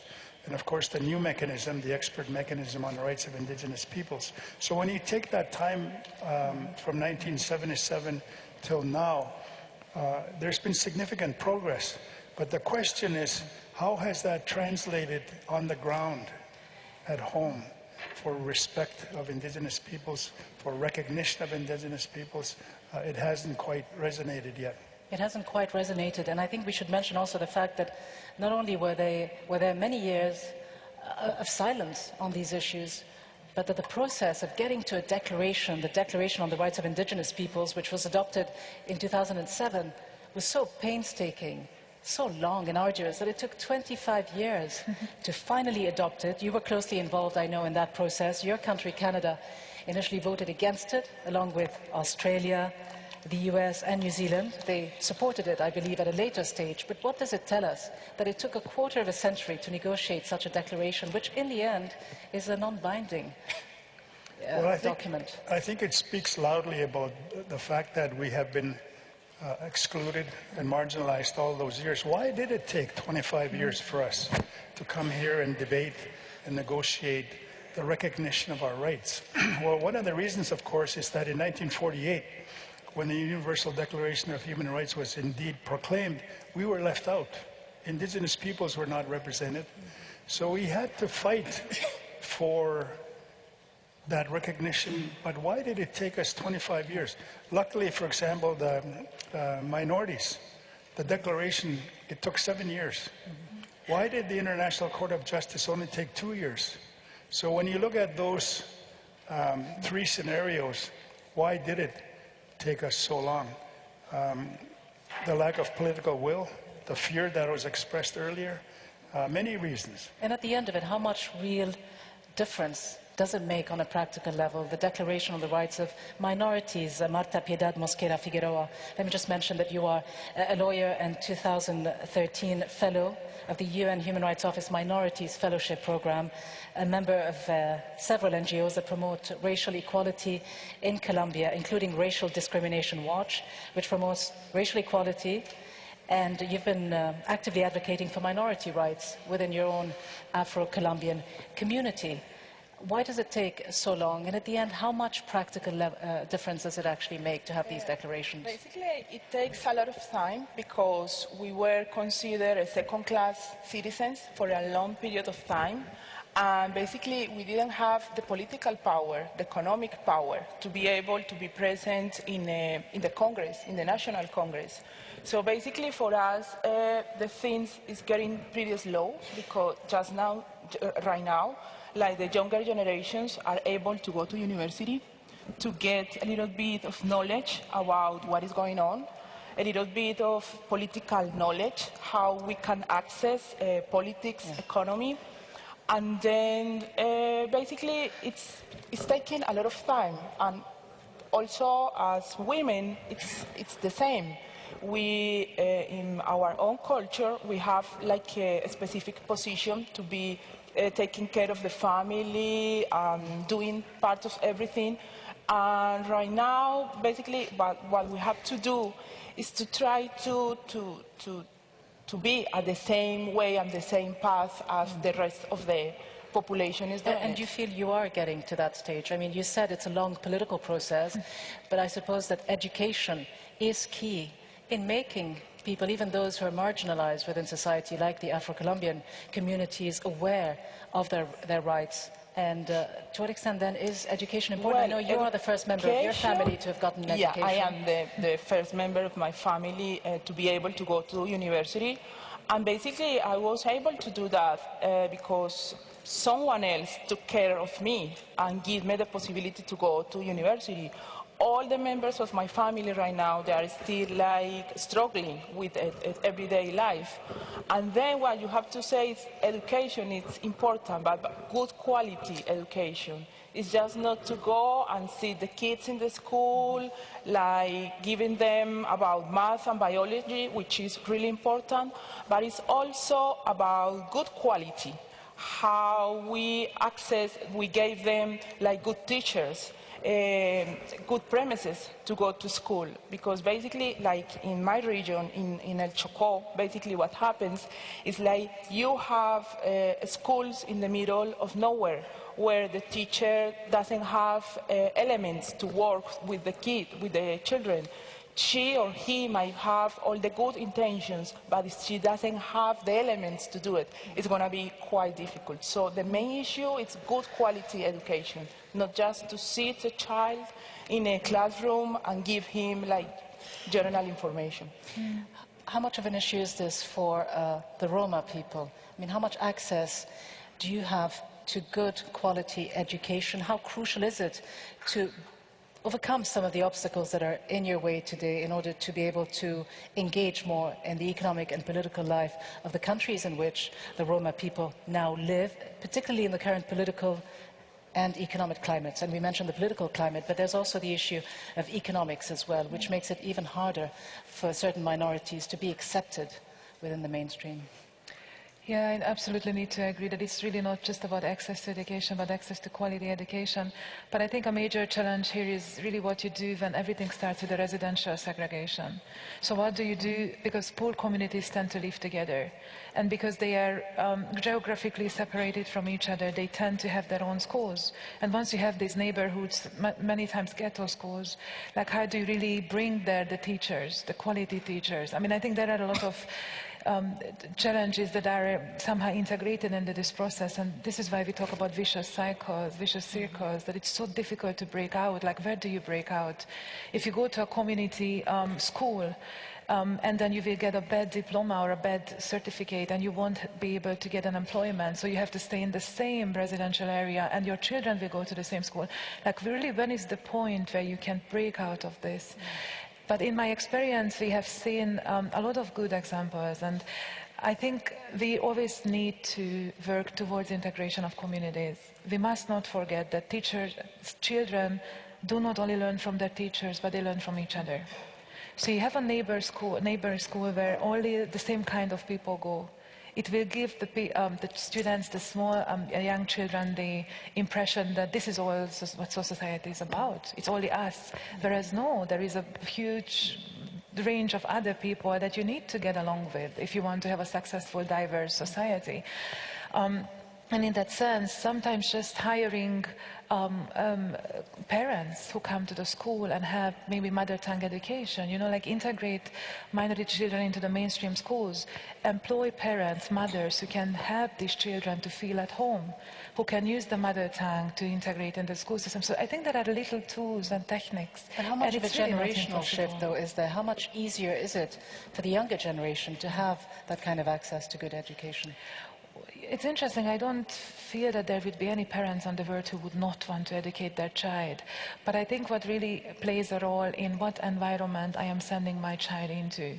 And if my child gets abused because of his or her origin and appearance and look, like we also heard it from Mr. Salif Keita, if your parents fear that sending you to a school would give you even more inferiority feeling, then you won't promote education in your family. So first we have to make the schools and school environments really friendly and encouraging and something desirable for minority students, and then we can, of course, bring the children inside.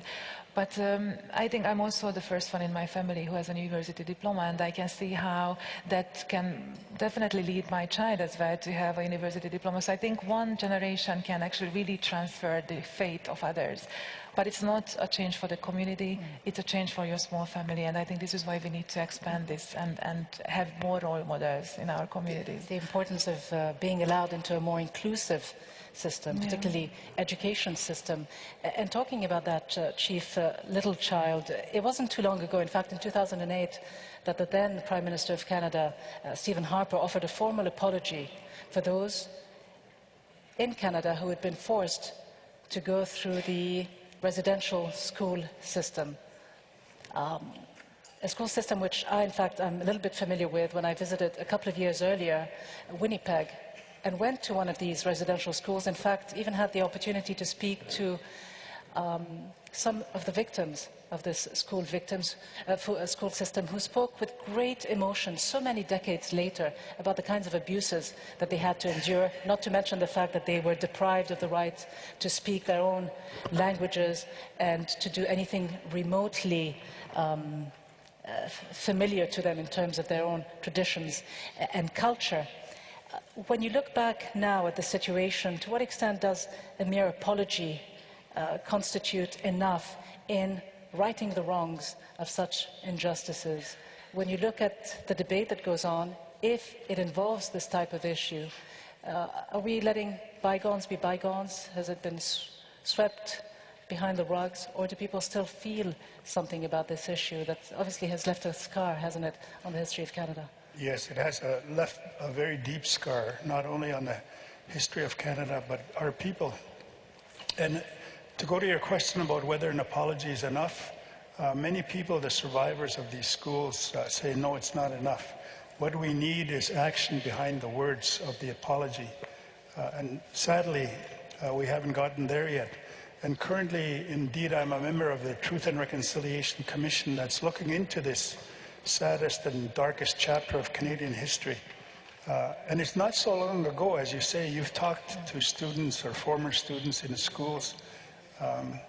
This was a forced legislated assimilation policy in Canada, where more than 150,000 children were removed from their parents, from their communities, and put into institutions, the residential schools, either under the guise of religion or education, where in fact thousands of lawsuits resulted on accusations of physical, mental, psychological, sexual abuse went on in these schools. So now we've been going to the communities and listening to their survivors. By the way, I'm one of those. I went to residential school for 14 years. I was separated from my parents. I was separated from my brothers and sisters.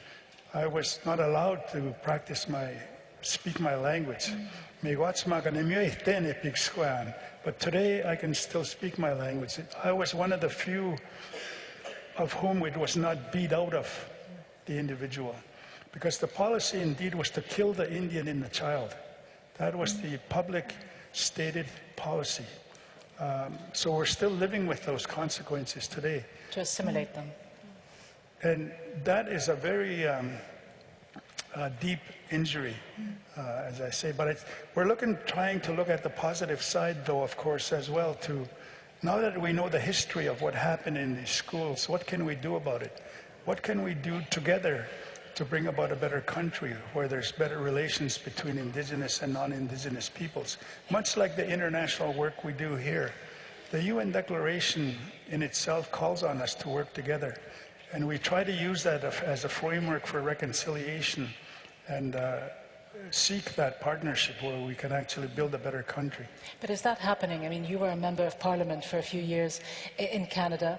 Did you find that there was much of a willingness to talk about this painful issue for some, to actually engage in it, to really address issues that aren't very relevant to the majority of Canadians? And do you find that it has led to some progress being made in changing mentalities, changing reflexes, or do most people simply feel that, it's time to just move on, you've got your apology, let bygones be bygones? Mm-hmm. Well, indeed, it actually has made an impact in terms of the public education, if I could say that. The Truth and Reconciliation Commission was ordered by the courts, actually, to publicly educate Canada about the residential school history. When I was a member of Parliament, that was an unknown part of our history still. So many Canadians, including probably the majority, if not all, the members of Parliament, weren't aware of that history. When we first appeared in front of the Senate in the House of Commons in Canada a couple of years ago, the very first words that came out of the chairman's mouth was, "I didn't know about this. I didn't know this happened in Canada." So yes, as a member of Parliament, I tried to raise the issue. But it's like the international arena. It's been a real struggle. Why did it take over 120 years in the Canadian history for the first treaty Indian, myself, to get elected to Parliament? So it's a similar scenario as it is here. But we're still looking to the positive side. Yes, we've made distance here in Geneva at the international arena. we're still trying to make that distance in our own national situation by educating Canada about that history, with the upside, again, to bring about reconciliation. What has been the upside for the African community in Colombia when you look at some of the progress that has been made in giving them more of their rights over the last few years? Basically, what I would like to say here is like civil society has an important role to do, like to play in all this situation, because basically we do have laws in place. Sometimes with states are put it in the international arena. They always use this argument that, you know, we have these and these and these laws which are in place. But basically we as civil society, we are always like there trying to say, yes, there is laws, but using, for example, data, specific data, statistics, which will show us that there is laws, but there is a lot of things to do. Basically, yes, we as civil society, we have to be there all the time trying to see good things that they are happening, like some improvements, because at least we are able to go out and say what we are thinking, but at the same time, we also have to come out with proposals, effective proposals, to be able to improve our situation. And when we talk about proposals, it is important that some of those proposals come from our own reality and our own situations, because sometimes what happens is people assume what our needs are and what we need. And in simple, like I can give you a simple example. When I finished high school, we have like the last 2 years of high school in order to give us more access to the labor market. We have to choose like some specializations. And basically why they think is because, you know, you are Afro-Colombian and you are like that, you will be good if you go for physical activities like dancing. So you will be doing a living from that. And at the end of the day, I'm a really bad dancer, so it didn't work for me. So it's good, like, yes, we need to find ways to improve, but sometimes it's important to take into account for what we are good and trying to avoid the stereotypes. Trying to avoid the stereotypes. How do we do that with the existing climate that exists within the media, politicians, as we mentioned earlier, who are all too eager sometimes to jump on the bandwagon and speak in stereotypes about certain migrant communities? I mean, talking about it is well and good, but are the needs of minorities being articulated well enough by those who belong to these communities? Do we need some different approach, a more strategic approach perhaps that involves the real organization of civil society? What is needed? Yeah, I think you take us to a very important point about diversity in media, because I think that if our media bodies were more representative, then I think we would have definitely better media portrayers. And you can read interesting studies about how minorities actually go into training on media, but when they get their first job and they actually start working, how they get discouraged because they don't feel welcome in these media bodies. And you can read about their experience when they have to report on an issue which involves minorities.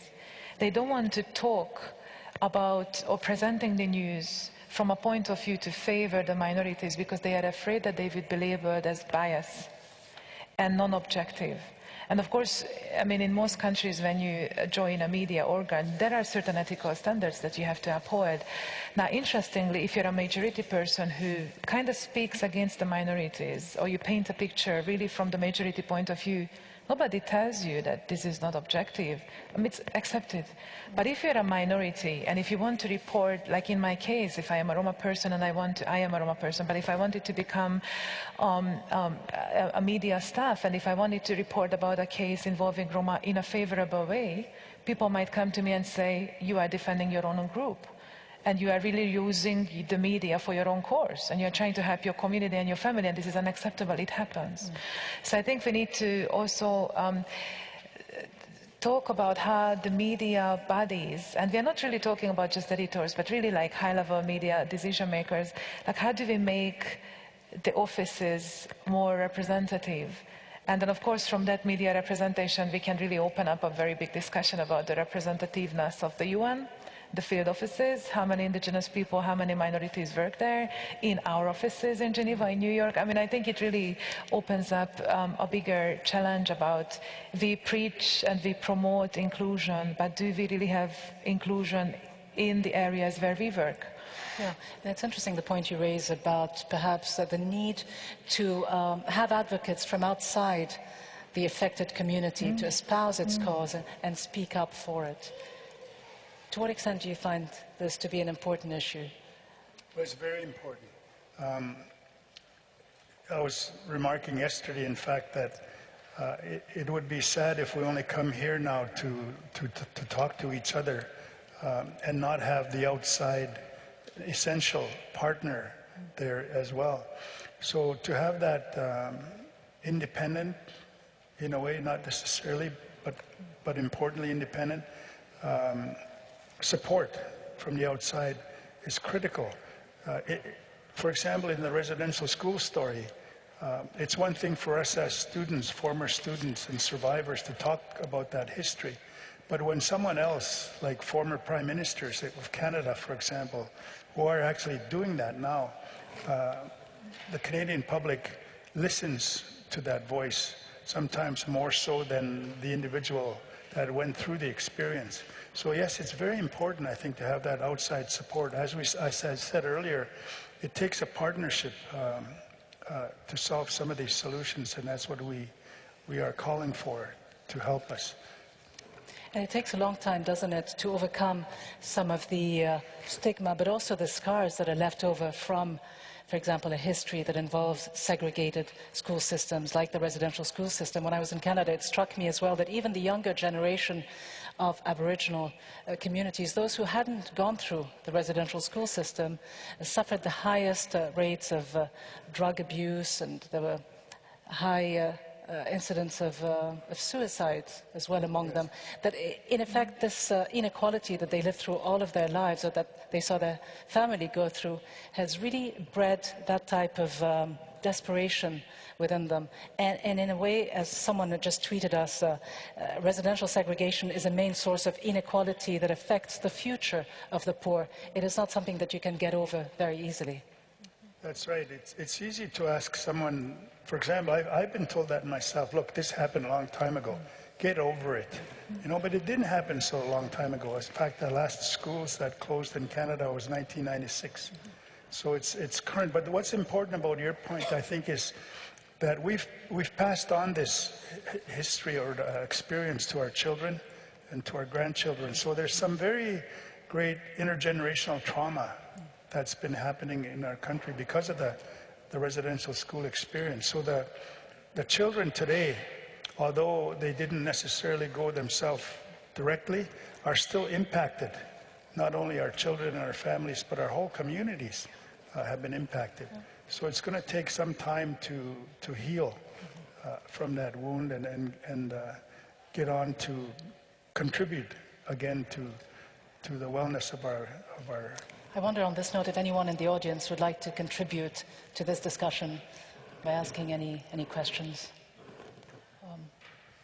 There's one at the back.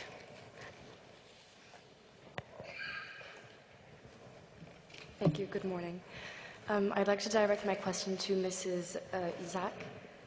You have first-hand experience about discrimination against minority groups, and you talk a lot about hate speech that is seen on the internet, in particular to your direct Facebook account that you mentioned before. Do you still feel optimistic that the situation will change in the future? Do you have much reason to hope for the future of the Roma people and other minorities in the world? Yeah, well, I think I wouldn't take up this job if I didn't believe still in the prevalence of good. I still believe that there are a lot of people who are really not fine with the current situation and who want change, but I really think it's about how we create that change. And when we talk about hate speech, and this was also brought up in the previous question, I think a very crucial area to consider is how we counter hate speech. And I'm not talking about the legal bans, but I'm talking about the social responses to hate speech. And we need to see that we have a high threshold of what constitutes hate speech, like who speaks to whom and what's the message. But we fail to consider how the other side, the counter speech, should also meet the threshold. It does matter who speaks on behalf of this group and who defends this group, to which audience. And I think I particularly liked the video that we were shown at the beginning because it really brought up celebrities who defend the cause. And I think this is something that we need. We need really influential people who speak up for minorities and marginalized people, because if it's only the minorities who speak up to defend themselves, it just remains a voice of inferiority in a society. So you need people who carry power, who carry weight, who carry recognition, and who can really convey the messages that are powerful enough. And I think when we talk about hate speech, especially on the media, this is what we would need: a much stronger interaction, a much stronger step up of efforts by those whose voices listened. So I am optimistic. I wouldn't do this job. I was discouraged so many times. I'm still being discouraged, but no, I'm not giving up. Thank you. And it's interesting that within a UN context, we're all too often accustomed to actually hearing speeches from heads of state and government that very much give rise to this sense of optimism. Because, for example, if I just look back at 2005 at the World Summit of Heads of State and Government, everyone noted that, quote, the promotion and protection of minority rights contributes to political and social stability and peace. So you would expect that they would all go back to their respective countries and actually embrace some legislation that would actually fit with the types of statements they make at the United Nations. It isn't always the case. The Roma people, as we were saying earlier, today face renewed persecution, discrimination. There are threats of new policies and legislation being unleashed in some countries in Western Europe. It doesn't really fit with some of the rhetoric that we often hear, does it? It's true. Well, actually, you quoted from the Declaration on Persons Belonging to Minorities, which says in the preamble that the protection of minorities contributes to the social and political stability of states. But I think what we need to see is really, and I mentioned this before, how we cater to the political agendas of certain people who want to promote hatred, because we need to recognize the easiest way to mobilize votes is to find a common enemy, a common scapegoat. And we see it in so many countries, that politicians fail to unite people by finding common values, common ethical grounds, common policies or future aspirations. The easiest way is to unite people, it's to hate a group. And this is why it's a political agenda. And we have seen it really, I mean, especially we also saw references to Srebrenica. In the Balkans, it has been a very important political point, that you mobilize people to hate others, because you can't unite them in any other way. And I think you could. And this is, I think, a false understanding of many politicians, that you can only be successful if you create a scapegoat. Yeah. And scapegoats are the Roma, the Jews, the Africans. And it's a very narrow domestic agenda. Yes. So a lot of heads of states will go to the United Nations in New York and make wonderful speeches, and it's all well and good, but then they very often adopt a completely different stance because of the political expediency that many of them see when they get back home. Marta Mosquera, a tweet question that says, we're concerned about the rights of minorities. What about the rights of migrants? Well, it's also another issue, very important one. I do work personally in an organization in the US with undocumented people, basically from Mexico and different parts. And of course, most of them women who were victims of domestic violence, and they try to legalize their status in the US. It's also a difficult situation, because then you are also discussing about the sovereignty of some states. You are discussing some basic problems. They are also in a more difficult situation, in my personal opinion, because some of those migrants, they are also scared to go to the police if they are victims of any type of crime. They are more vulnerable because they really don't have elements to go to the police, for example. They are constantly scared. Most of the people that I work with, we have to sit with them and explain that they have rights. Because the most difficult thing is, like people say, I'm an undocumented person. And the thing that you can see in their face is, I don't have rights. You know, I am in a house that I wasn't invited to be, so I'm not even a guest in that house, so I don't have a right. And I'm so helpful, and thank God that I have the possibility to be here, and I'm able to take whatever it comes because I'm undocumented. And also, it's something important because we are using now the word undocumented against of illegal. And sometimes I have to say to them, you are not illegal. You have a document issue and we have to work about it. But for them it's difficult because they think that they don't have rights, any type of rights. Mm-hmm.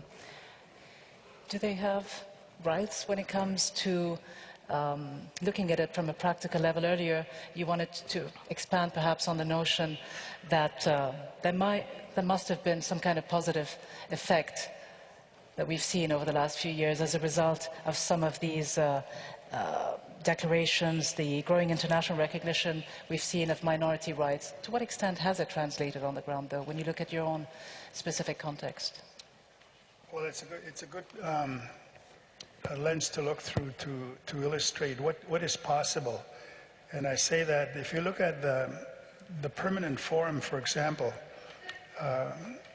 it was the first institution or mechanism within the United Nations system that actually had parity. Indeed, the gender balance, when you looked at the composition of the forum, at one point of its term, there was more women on the forum panel than there were men. So we actually achieved that 50% goal that the United Nations had been seeking for gender equity. Likewise, in terms of the disabled, sadly, the disabled was only 2 years ago when they first were starting to be recognized because of the convention. But with us, even before that, we always included them. We didn't separate them in our work or in our activity. But yet, at the UN, in fact, I asked the speaker last year at the Permanent Forum to give me her notes because it's the first time a blind person, an indigenous blind woman, spoke at the UN, and she was using Braille. Mm-hmm. And I thought that's a historic document that I would like to have for our new museum on human rights that's being built in Canada, for example, to have that. So gender equity and the disabled has been something that we've actively pursued all along without having to wait for a convention to be passed before we would do that. So we've always tried to be inclusive in our work and in our way, and that's all we were seeking at the international level as well, was to be included. And just talking about women's rights for a moment, Rita Ishak, I mean, yes, progress has been made. You look around you and you find that there are many more women members of parliament in Europe and in many parts of the developing world, women heads of state and so on. Much more of a prominent role for women in politics. But the reality is that women are still largely excluded, aren't they, from real decision-making and don't have the kind of control over resources that one might expect. I was just in Brussels a few days ago at a conference on women's empowerment, and it was quite startling to hear some statistics that I just want to mention. Apparently, women do 2/3 of all the work in the world. They produce over 50% of the food, but earn less than 1% of the income and own less than 10% of the property. How do you overcome this? How do you empower women? And we all know that women's empowerment and gender equality is one of the main Millennium Development Goals, MDG 3 as it's known. Yeah, I mean, I was also shocked. I looked lately at the World Economic Forum's gender equality gap statistics, and it's interesting to see that now there are more women in the school system but they never outnumber, maybe except one African country, but they don't outnumber men in parliaments. It seems that we are performing better in schools, but yet we don't have the same opportunities for employment. And I think one of the solutions is, and I'm happy that Hina Jinani mentioned, really the movement building.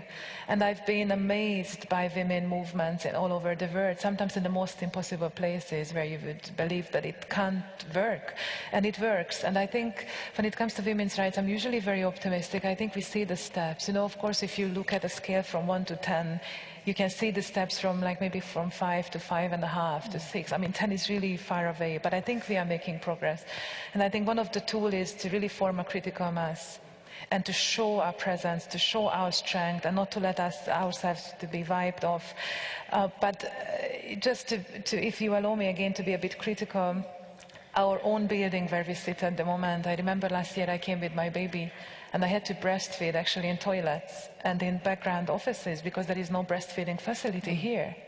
So I mean, we really need to start looking at the very basic things around us. And yet we've been talking, haven't we, over the last years of gender mainstreaming, taking into account a gender perspective when decisions are made, that you need to look at how it affects women and men. And this would be one of the ways, right? To make sure that women are able to participate even when they've just given birth and they... Yeah, I think it's really about just being critical of our own environment and really start from all the steps that we have to take to enable this kind of life-work balance. And I think, I'm not a UN staff, but I talk to many of them, and I think they acquire the knowledge that it's also difficult here. So of course, if it's difficult in the United Nations, where it's really a very enabling and understanding environment, then what do we do with other small companies, for example, in hidden countries and hidden villages in countries? I wonder if we have more tweets to put up on the screen. More questions coming through on Twitter. We'll wait for these for a moment, but let's go to the end of the chamber, please, for your question. Yes. Thank you, Alfred Zayas. I am an independent expert, and I am former Secretary of the Human Rights Committee and former Chief of the Petitions Unit. Now, I have a question for Chief Littlechild concerning the necessity to raise consciousness about the injustice. You mentioned that in the Canadian Senate, the first thing that the President of the Senate said when you made a statement is, "I did not know that."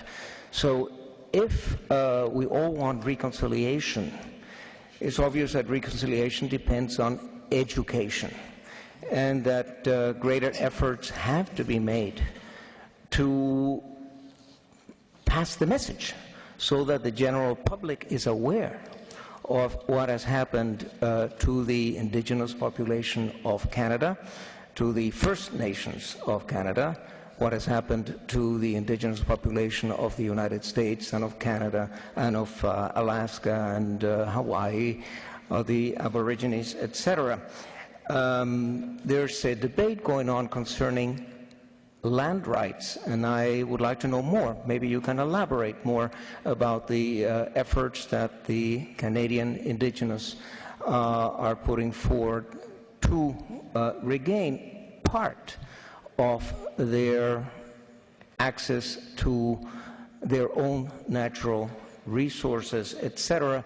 The Indigenous of Canada have in the past submitted a number of communications to the Human Rights Committee, and a certain amount of jurisprudence has emerged, decisions like in the Lubican Lake Band against Canada, in which there was a finding of a violation of Article 27 of the Covenant on Civil and Political Rights. Forgive me to interrupt you here, but I think we got the gist of the question. We just want to be able to take a couple more. Basically, affirmative action, and what do you think, Chief Littlechild, that can be done to let the general public be aware of the continuing effects of the injustices and abuses that you endured?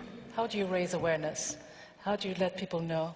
People who are quite often in positions where you would expect them to know what is going on. Yes, that's a very important question, and I think that one of the ways certainly is through the schools, as he said, through the education system. To give a very specific example, nothing is taught in the Canadian schools until just very, very recently about the residential school history. Nothing is taught except in one province about treaties and the relationship that we have by way of treaty that we agreed to share land with newcomers. So the education system offers this tremendous opportunity to raise the awareness through the children. In fact, teachers have told us through our hearings that they learn nothing at university about residential schools. They learn nothing about treaties, and they were sent out to teach in our communities. So certainly Mr. Desayas mentions that the land issue was a real main issue that brought us here in 1977. Discrimination and land issues is what brought us here. And the land part of it was because of the treaty relationship that we had was just willingly being violated on a daily basis. But that history is not known about in Canada. So the school system, I think, and today we have a great opportunity to actually do that with the Truth and Reconciliation Commission, bringing about that awareness, with the new Education Act being proposed in Canada. That presents to us tremendous opportunities to actually solve that situation in our country through the schools. I'd like to see personally that it become a mandatory requirement that children learn about the residential school history. They learn about the treaty relationship that we have, because where it has occurred, what has happened is actually better relationships among the children themselves. There's less bullying in the school, for example. So we have evidence already that that's the right direction to go, one of the right directions to go. So the issues that Mr. Desayas asks about, actually, the large part of the solution lies in the education and how we go about allowing that possibility to occur. To what extent do you agree, Marta Figueroa, that the key is education in order to raise awareness, not obviously within the community, but within the mainstream of the population, even those who would prefer to turn a blind eye to what is going on? How important is it that at schools and within civil society, in the media, these issues of discrimination are discussed in order to put the kind of pressure that we need on governments to make a difference? I think education, it's important, but also the way that history is being told. Because basically you can put like in a geography class, in a history class, like okay, Afro-Colombians, they were slaves for a long period of time, but it's also important to find a way, in a proper way, to tell that story, that we lost our land, that we lost our identity. But basically it is also important to do it in a proper way. It's not just go and to tell things that they happened, just like telling statistics, how many people die, how many people were sent to border schools. It's also to tell the consequences of that behavior in that period of time, and how what happens before is the results of what we are living today, because that's the main issue. History in the past, I was a result of what happens with my family, in the way they were treated. That situation is affecting me right now.